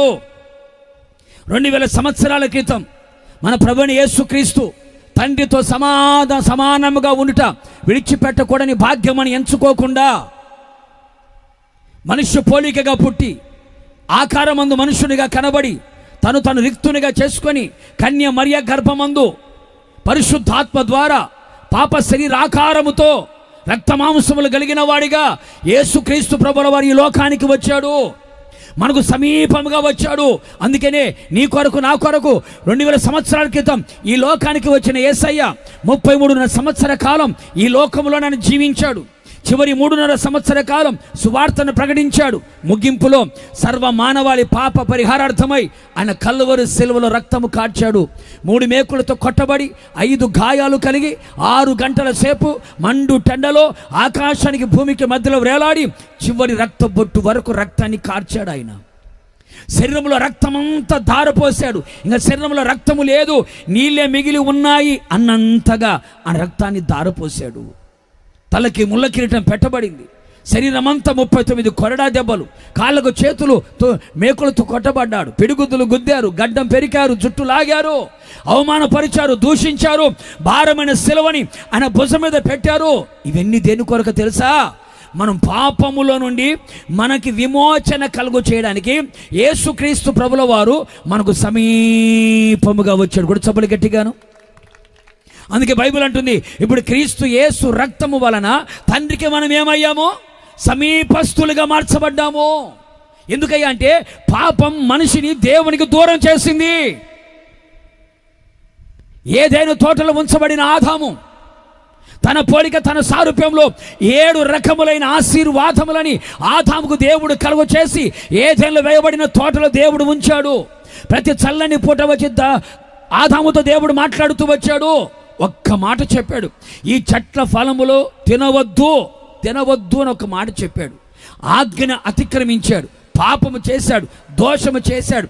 ఆ పాపాన్ని బట్టి ఏదేను తోట నుంచి బయటికి గెంటివేయబడ్డాడు. అంటే మనిషిని దేవునికి దూరం చేసేది ఏమిటయ్యా అంటే పాపం. నువ్వు చేస్తున్న పాపం దేవునికి నేను దూరం చేస్తుంది. ఏ త్రాగుబోతుడిగా ఉన్నావో, తిరుగుబోతుడిగా ఉన్నావో, జోదగాడిగా ఉన్నావో, అక్రమ సంబంధాల మధ్యలో ఉన్నావో, వ్యభిచారములో ఉన్నావో, దొంగగా ఉన్నావో, నరహంతకుడిగా ఉన్నావో, అబద్ధికుడిగా ఉన్నావో, వడ్డీ వ్యాపారస్తుడిగా ఉన్నావో, సినిమర్సుడు తిరుగుతున్నావేమో, దృఢవాట్లకి దుర్వ్యసనాలకి బానిసగా మార్చబడ్డావేమో, నీవు చేస్తున్న పాపం, భర్తకు తెలియకుండా భార్య చేస్తున్న పాపం, భార్య తెలియకుండా భర్త చేస్తున్న పాపం, తల్లిదండ్రులు తెలియకుండా పిల్లలు చేస్తున్న పాపం, పిల్లలకు తెలియకుండా తల్లిదండ్రులు చేస్తున్న పాపం, అది రహస్యమైన పాపమైనా బహిరంగమైన పాపమైనా ఆ పాపం మనిషిని దేవునికి ఏం చేస్తుందట? దూరం చేసింది.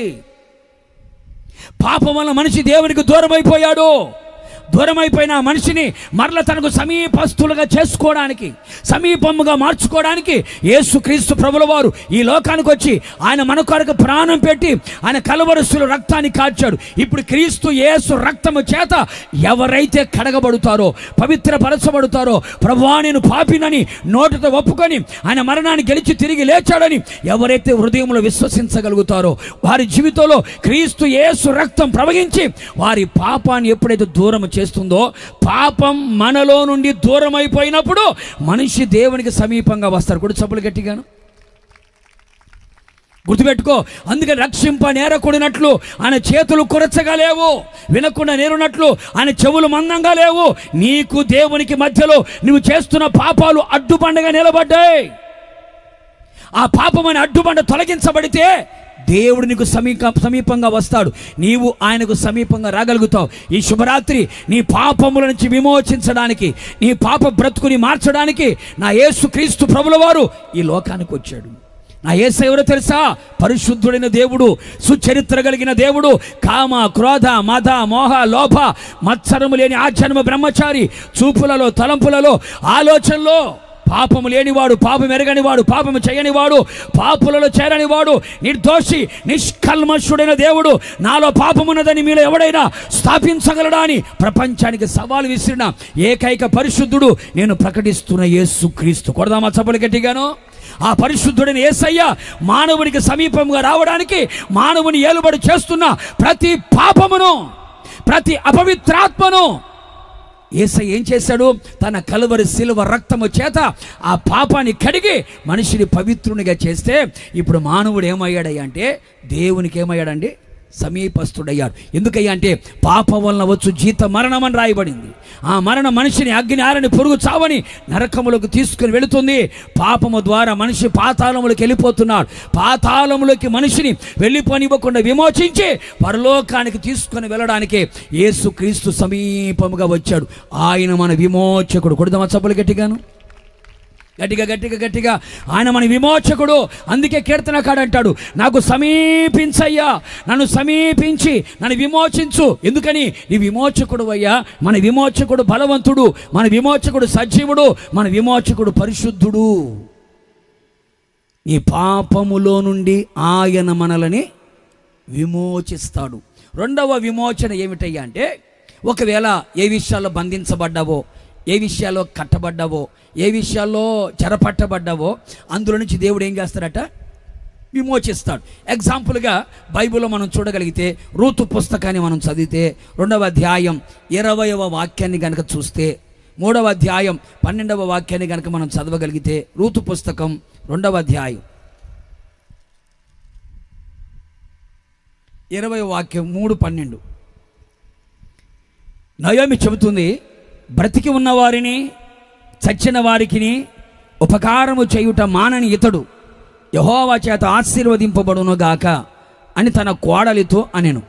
మరియు నయోమి, ఆ మనుష్యుడు మనకు గుర్తుపెట్టు, ఆ మనుష్యుడు మనకి సమీప బంధువుడు, అతడు మనలను విడిపింపగలవారిలో ఒకడు.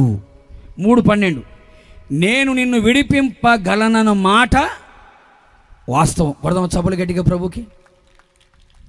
ఈ రూతు గ్రంథములో 3 క్యారెక్టర్లు మనకు బాగా కనపడతాయి. ఒకటి నయోమి, రెండవది రూతు, మూడవ వాడు బోయాజు కనబడతాడు కదండి. బోయాజు యేసు ప్రభుకి సాదృశ్యంగా నిలబడతాడు, రూతు సంఘానికి సాదృశ్యంగా కనబడుతుంది. ఇప్పుడు నయోమి బోయాజుని గురించి ఒక మాట చెబుతుంది. అమ్మ కోడలా, ఓ కోడలి పిల్ల, ఆ బోయాజు ఎవరో కాదు, మనకు సమీప బంధువు. ఆ సమీప బంధువు ఏం చేస్తాడో తెలుసా? నిన్ను విడిపిస్తాడు, నీకు విడుదల కలుగు చేస్తాడు అంటాడు. ఇదే బోయజు మరలా రూతుతో ఏమంటాడు తెలుసా? నిన్ను విడిపింపగలను అన్న మాట వాస్తవం అంటాడు. నిశ్చయముగా ఈ చరిత్ర మనందరికీ బాగా తెలిసిన చరిత్ర. కొంచెం మాట్లాడుతాను, ఎందుకంటే రెండవదిగా ఆయన మనల్ని విమోచించే దేవుడు కదా, విడిపించే దేవుడు కదా. ఎలాంటి పరిస్థితుల నుంచి మనల్ని విడిపిస్తాడో ఇందులో మనం చూడగలిగితే మనతో తెలుసు. నయోమి ఫ్యామిలీ బెత్లెహేము నుండి మోయాబు దేశానికి వెళ్ళింది. అక్కడ భర్తను పోగొట్టుకుంది, 2 పిల్లల్ని పోగొట్టుకుంది. చివరికి 3 విధవరాలు ఆ ఇంట్లో తేలారు.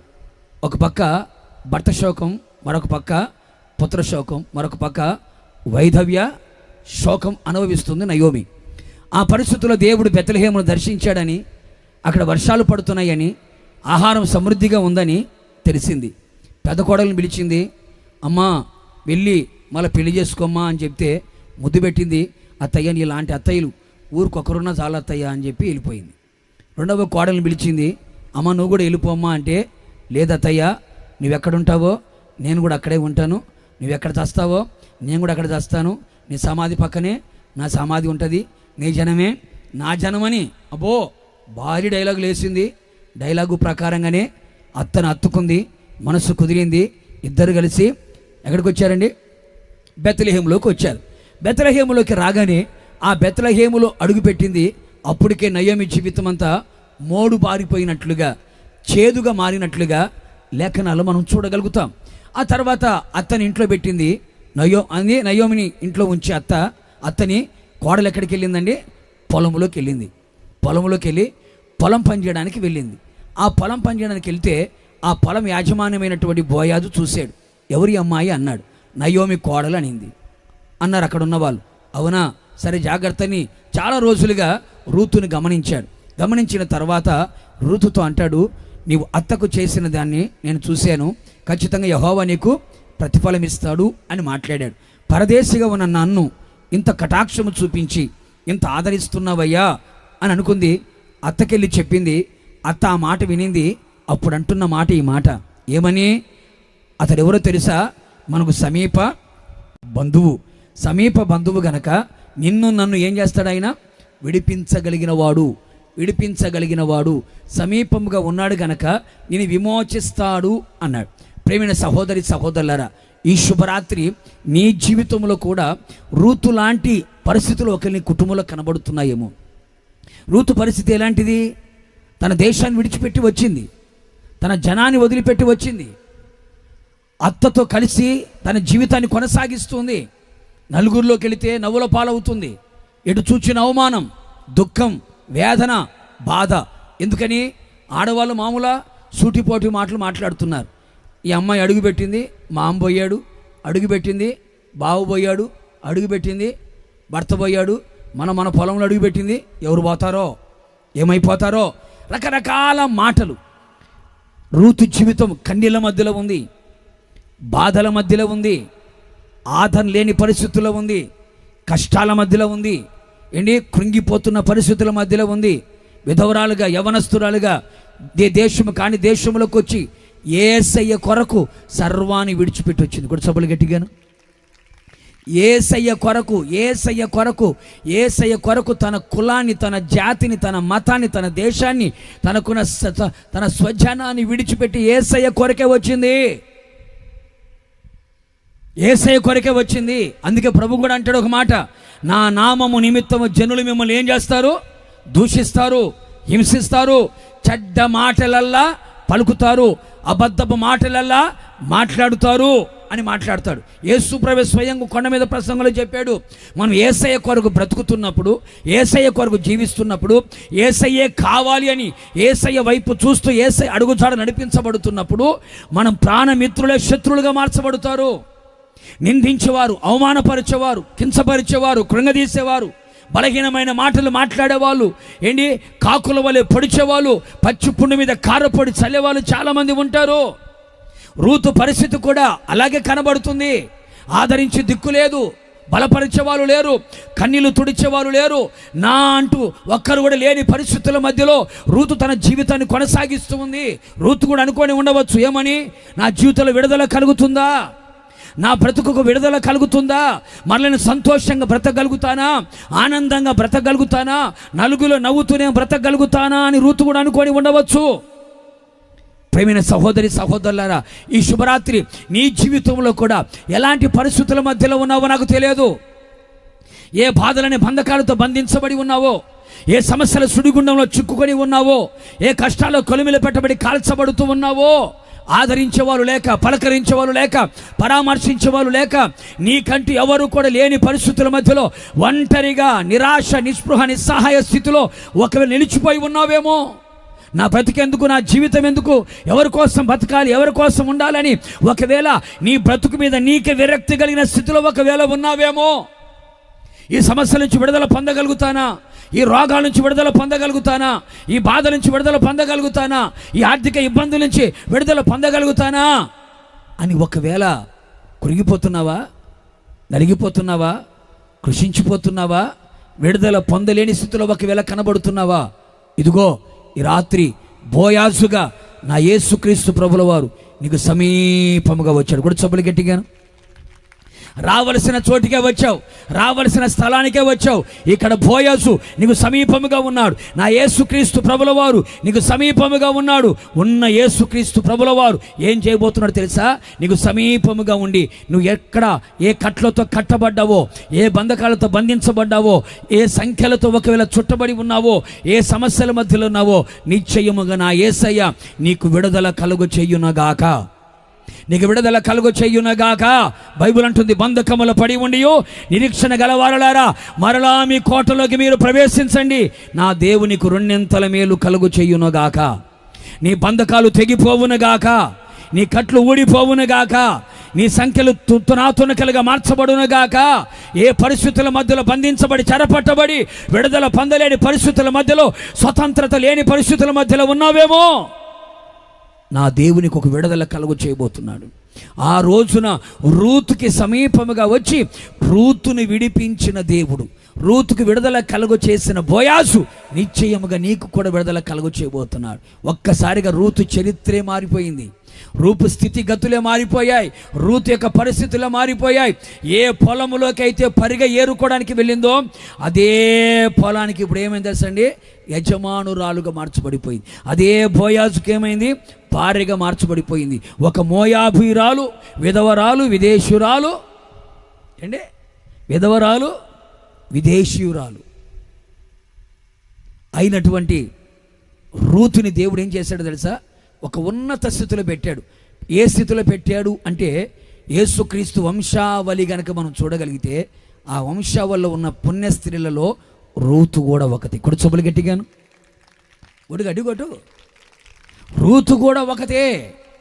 ఒక రకంగా చెప్పాలంటే 66 పుస్తకాలు బైబిల్లో కనబడితే 2 పుస్తకాలు మాత్రమే స్త్రీల పేరు మీద ఉంటే ఒక పేరు మాత్రం రూతు మీద ఉంది, రూతు గ్రంథం. ఇంతకన్నా చరిత్ర ఏం కావాలని మనకి? నిష్ప్రయోజకురాలుగా, నిరాశలో ఉన్న స్థితి, విధవరాలుగా, విదేశురాలుగా, కనబడుతున్న తన జీవితాన్ని తన కనబడుతున్న జీవితాన్ని ఉన్నత స్థితిలో నిలబెట్టిన దేవుడు, పడిపోయిన స్థితుల నుంచి ఉన్నత స్థితి నిలబెట్టిన దేవుడు నిశ్చయముగా ఈరోజు నీ జీవితాన్ని కూడా ఒక విడుదల కలుగు చేయబోతున్నాడు. నీ చరిత్రను కూడా నా దేవుడు మార్చబోతున్నాడు. నీకు సమీపంగా వచ్చి నీకు విమోచన కలుగు చేయునగాక, నీకు విడుదల కలుగు చేయునగాక. ఒకటి, పాపములో నుండి విమోచన కలుగు చేస్తాడు. రెండవది, భౌతిక పరంగా నీ శరీరం, నీ మనస్సు, నీ ఆలోచనలు ఎక్కడ బంధించబడ్డాయో వాటి నుంచి విడుదల కలుగు చేస్తాడు. మూడవదిగా ఇందులో మనం గమనించి చూడగలిగితే, నీకు సమీపించి ఆయన ఏం చేస్తాడయ్యా అంటే మన దేహానికి ఏం కలుగు చేస్తాడట? విమోచన. రోమాపత్రిక 8వ అధ్యాయం, రోమాపత్రిక 8వ అధ్యాయం 23వ వాక్యం చూద్దామా?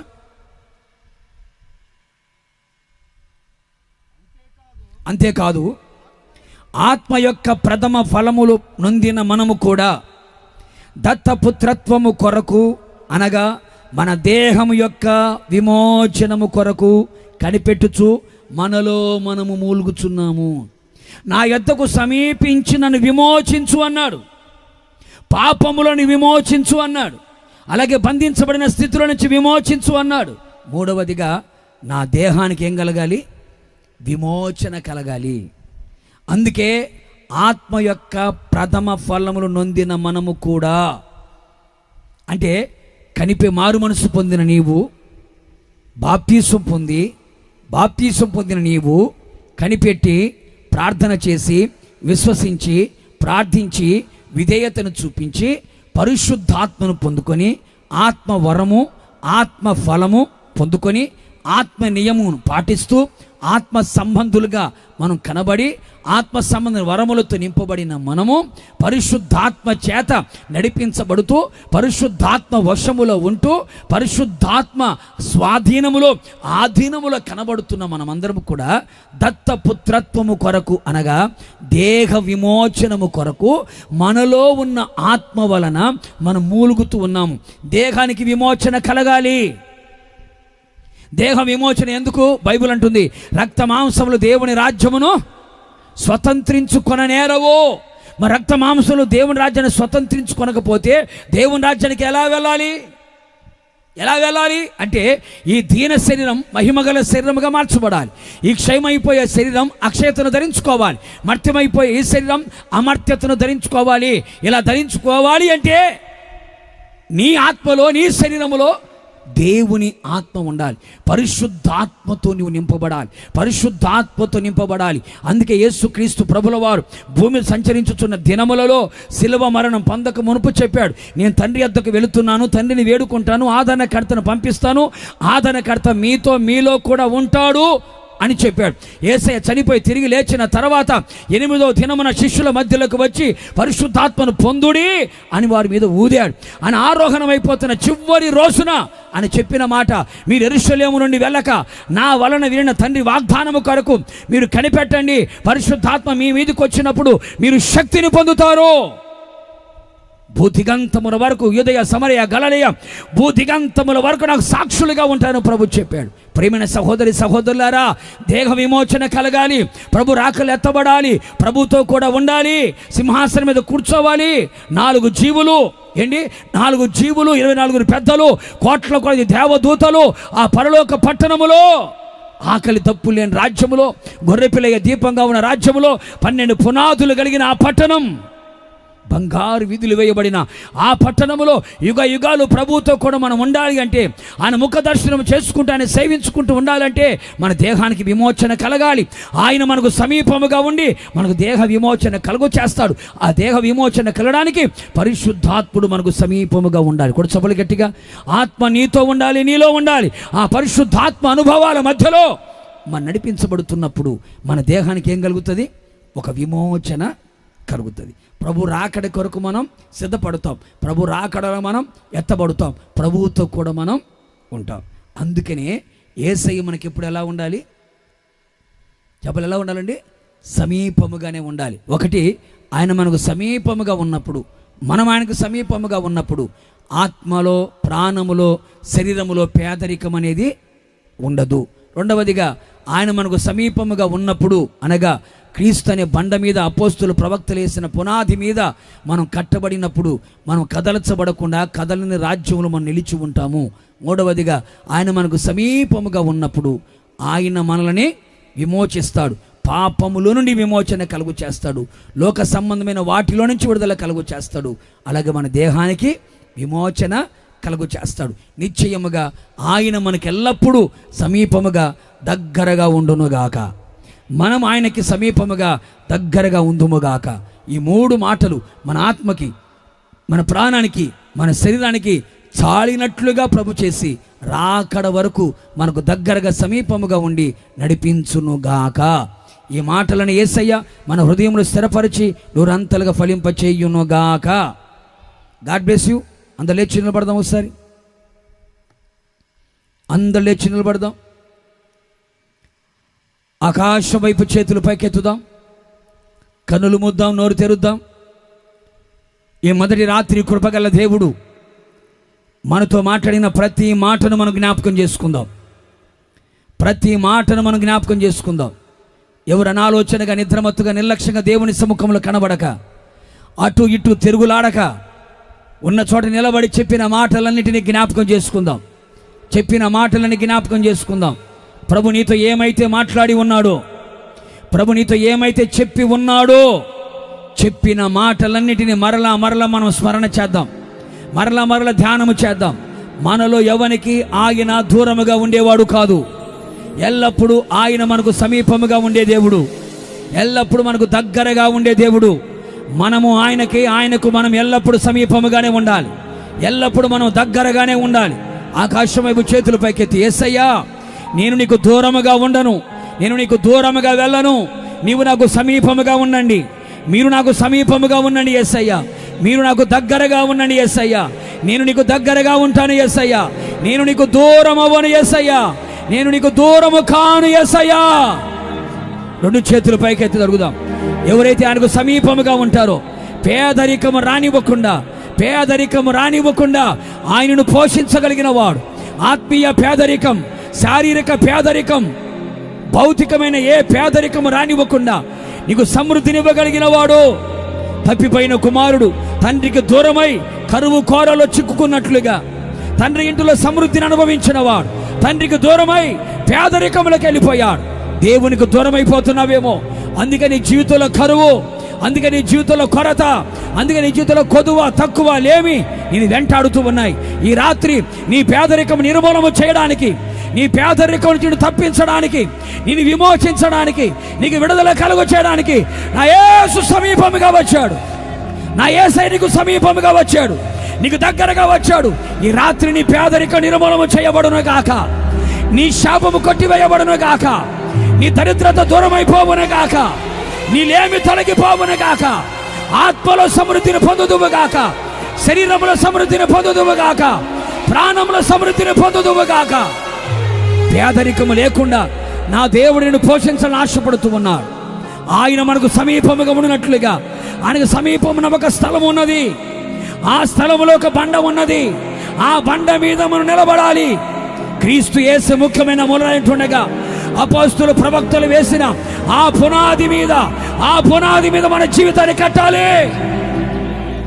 అపోస్తుల బోధ, సహవాసం, రొట్టె విరుచుట, ప్రార్థనలు ఎడతెగక మనం గమనించాలి, ఎడతెగక నిలిచి ఉండాలి. ప్రవక్త అనుభవాలలో, గద్దించి బోధించే అనుభవాలలో, బుద్ధి చెప్పి బోధించే అనుభవాలలో సంపూర్ణులుగా చేసి ప్రభు ఎదుట నిలబెట్టే అనుభవాలలో మనం నిలిచి ఉండాలి. బండ మీద కట్టబడిన జీవితం, బండ మీద కట్టబడిన అనుభవాలు ఎప్పటికీ కదిలించబడవు. కదలని వారిగా, స్థిరులైన వారిగా, కదలని రాజ్యానికి చేర్చబడినట్లుగా నువ్వు బండ మీద నిలబడగలిగితే, యేసు నీకు సమీపముగా ఉండి ఆయన నిన్ను కదలనివ్వడు, నీ పాదములని కదలనివ్వడు, నీ హృదయాన్ని కదలనివ్వడు, నీ మనస్సుని కదలనివ్వడు. కీర్తనకాడు అంటాడు, నా యొద్దకు సమీపించి నన్ను విమోచించండి అయ్యా, నన్ను విమోచించమని అడుగుతున్నాడు. ఈ రాత్రి నా యేసయ్య నీ పాపములో నుండి ఆయనని విమోచించబోతున్నాడు, నీ బంధకాముల నుండి నేను విమోచించబోతున్నాడు, నీ దేహానికి విమోచన కలుగ చేయబోతున్నాడు. యేసయ్యా యేసయ్యా నాకు సమీపముగా నిలిచి ఉండండి యేసయ్యా, నాకు దగ్గరగా నిలిచి ఉండండి యేసయ్యా. నా జీవిత కాలం అంతా ఎప్పటికన్నటికీ నీకు దూరము నేను కాను, నీకు దూరముగా నేను ఉండను, నీకు దూరముగా నిలిచి ఉండను యేసయ్యా. నీకు సమీపముగా ఉంటాను యేసయ్యా, నీకు దగ్గరగా ఉంటాను యేసయ్యా. యేసయ్యా యేసయ్యా, ఏది ఆయనకు దూరము చేస్తూ ఉందో ఈ రాత్రిని తొలగించుకోగలిగితే, తప్పిపోయిన కుమారుడు తండ్రికి దూరం అయిపోయాడు. నీ జీవితంలో దూరం అయిపోయే పరిస్థితులు వస్తున్నాయేమో. ఏ పాపం, ఏ లోకం, ఏ నేత్రాశ, ఏ శరీరాశ, ఏ జీవ విడంబం, ఏ లోక పాపం, లోక ప్రేమ, లోక మర్యాద, లోకపు స్నేహాలు నిన్ను దేవునికి దూరం చేస్తున్నాయేమో, దేవునికి దూరం చేస్తున్నాయేమో. ఈ రాత్రి పాపములు తొలగించుకొని క్రీస్తు చెంతకు రా. క్రీస్తు యేసు రక్తం తండ్రికి మనల్ని సమీపస్తులుగా చేస్తూ ఉంది, తండ్రికి సమీపస్తులుగా చేస్తూ ఉంది. ఆకాశం వైపు చేతుల పైకెత్తి, నాకు సమీపముగా రండి యేసయ్యా, నాకు సమీపముగా రండి యేసయ్యా. మొరపెట్టున్నప్పుడల్లా మీరు మాకు సమీపముగానే ఉన్నారు యేసయ్యా. మా కన్నీళ్లు తుడిచే దేవుడవు, మమ్మల్ని ఆదరించే దేవుడవు, మమ్మల్ని బలపరిచే దేవుడవు, మమ్మల్ని స్వస్థపరిచే దేవుడవు, మమ్మల్ని లేవనెత్తగలిగిన దేవుడవు, బలపరచగలిగిన దేవుడవయ్యా, సహాయము చేయగలిగిన దేవుడవయ్యా. ఒక్కొక్కరిని సమీపించు నాయన, ప్రతి హృదయం దేవుని సమీపించున్నట్లుగా నేను సమీపంగా వస్తాను యేసయ్యా అని ఆయన వైపు చేతులు చాపు. నిశ్చయముగా ఈ రాత్రి నా దేవుడు గొప్ప కార్యాలు చేయబోతున్నాడు.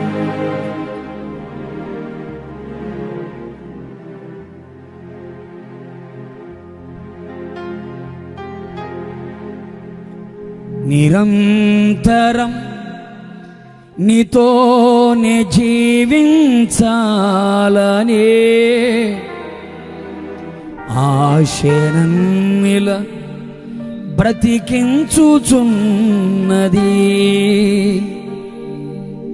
నా ప్రాణేశ్వరా యేసయ్యా, నా సర్వస్వమా యేసయ్యా.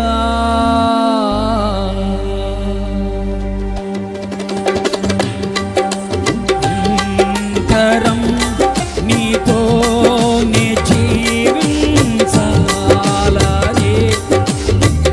ఆశనన్ని బ్రతికించుచున్నది. నిరంతరం నీతోనే జీవించాలనే గట్టిగా బ్రతికించుచున్నది నా ప్రాణేశ్వరా యేసయ్యా, నా సర్వస్వమా యేసయ్యా, నా ప్రాణేశ్వరా యేసయ్యా, నా సర్వస్వమా యేసయ్యా. నిరంతరం నీతోనే జీవించాలనే ఆశనన్నిలా బ్రతికించుచున్నది. చీకటిలోనే ఉన్నప్పుడు నీ వెలుగు నాపై ఉదయించెను. చీకటిలోనే ఉన్నప్పుడు నీ వెలుగు నాపై ఉదయించెను. నీలోనే నేను వెలగాలని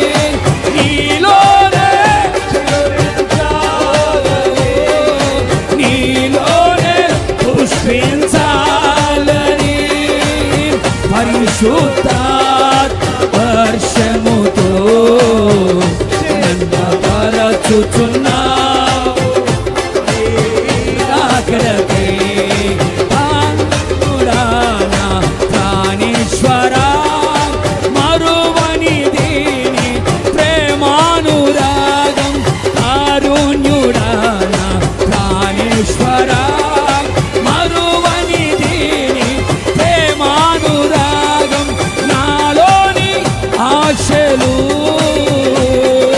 చిగురింప చేసితివే నాలోని ఆశలు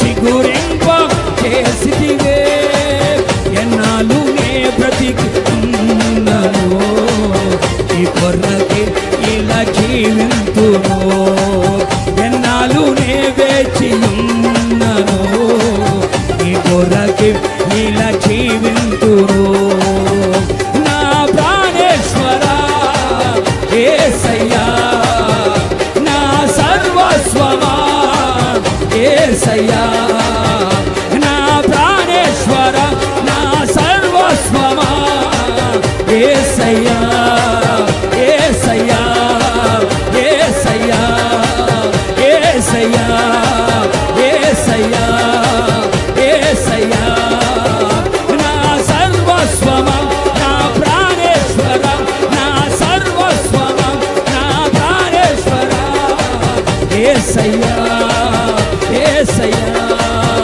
యేసయ్యా యేసయ్యా యేసయ్యా పరిశుద్ధాత్మ దేవుడు ఈ శుభరాత్రిని మన మధ్యలో సంచరించుచున్నాడు మన మధ్యలో సంచరించుచున్నాడు ఒక్కొక్కరిని బలపరుచుచున్నాడు ఒక్కొక్కరిని విమోచన కలుగ చేస్తున్నాడు ఈ బల శబర బల కర బలము ఈ బల కర బలము తీర బలము శబర బల కర ఈ బల కర బలము తీర బల బల శబర బల కేసయా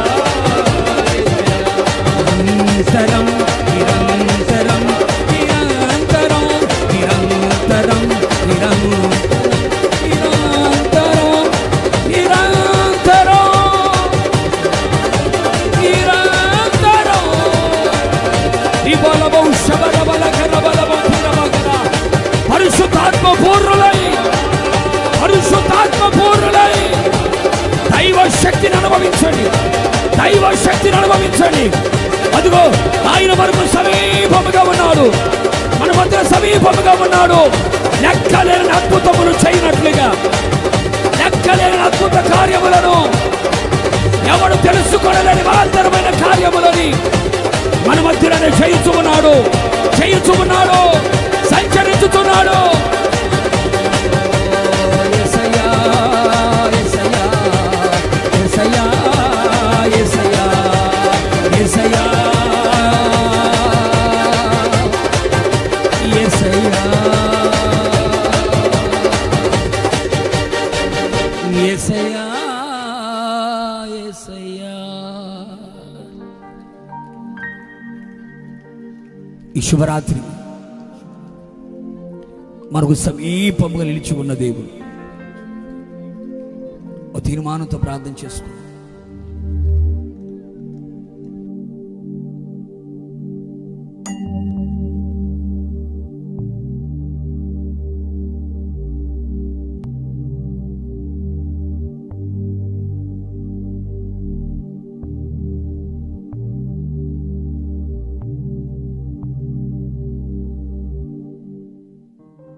ప్రైజ్ ది లార్డ్.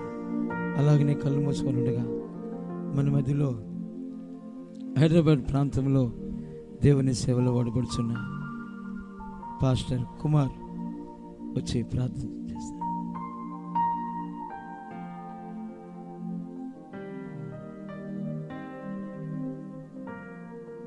అందరం అలాగనే కళ్ళు మూసుకొని ఉందాం. ఈ మొదటి రాత్రి చాలా సూటిగా ప్రభు చేరి వచ్చిన మనందరితో మాట్లాడి ఉన్నారు.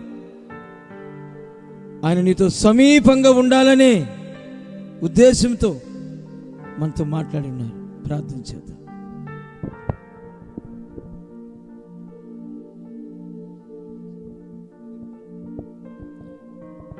స్తోత్రం స్తోత్రం స్తోత్రం స్తోత్రం స్తోత్రం స్తోత్రం.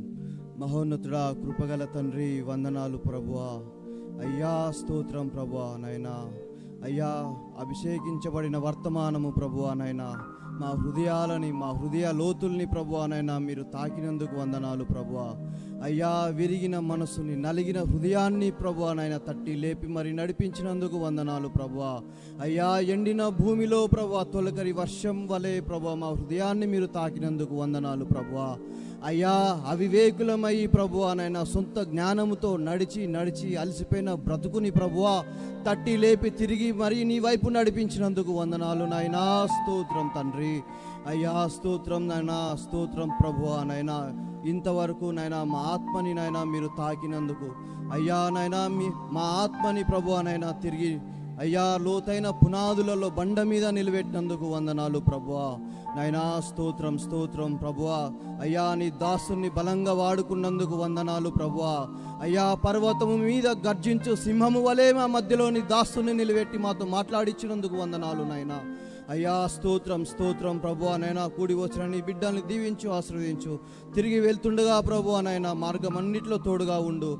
పొంచి ఉన్న ప్రమాదాలన్నీ తప్పించి ప్రభా సురక్షితమైన వాతావరణం ప్రభా కూడి వచ్చిన నీ జనులకి దయచేయండి నాయనా. అయ్యా రేపు జరగబోతున్న సభల్ని దీవించు, ఆశీర్వదించు ప్రభువా నైనా. స్తోత్రం తండ్రి. అయ్యా అయ్యా స్తోత్రం నైనా. నిన్ను నమ్మిన వారిని విడనాడవు తండ్రి. అయ్యా స్తోత్రం స్తోత్రం ప్రభువా నైనా. నీకే వందనాలు, కృతజ్ఞతాస్తుతులు తెలియజేసుకుంటున్నాను తండ్రి. ప్రభువా నైనా ప్రయాసపడి ప్రభువా నైనా నీ బిడ్డలు ప్రభా వచ్చి ఉండగా అయ్యా నైనా స్తోత్రం తండ్రి. స్తోత్రం నైనా. అయ్యా వాళ్ళ హృదయాలని ప్రభువా నైనా మీరు ముట్టి ప్రభువా నైనా తిరిగి నైనా వాళ్ళ అయ్యా ఆత్మీయ జీవితాన్ని బండ మీద నైనా తిరిగి నైనా మీరు నిర్మించినందుకు వందనాలు ప్రభువా. అయ్యా స్తోత్రం స్తోత్రం స్తోత్రం. వందనాలు వందనాలు యేసయ్యా. అయ్యా వందనాలు నాయనా. స్తోత్రం. యేసు నామములో ప్రార్థిస్తున్నాము తండ్రి. ఆమేన్.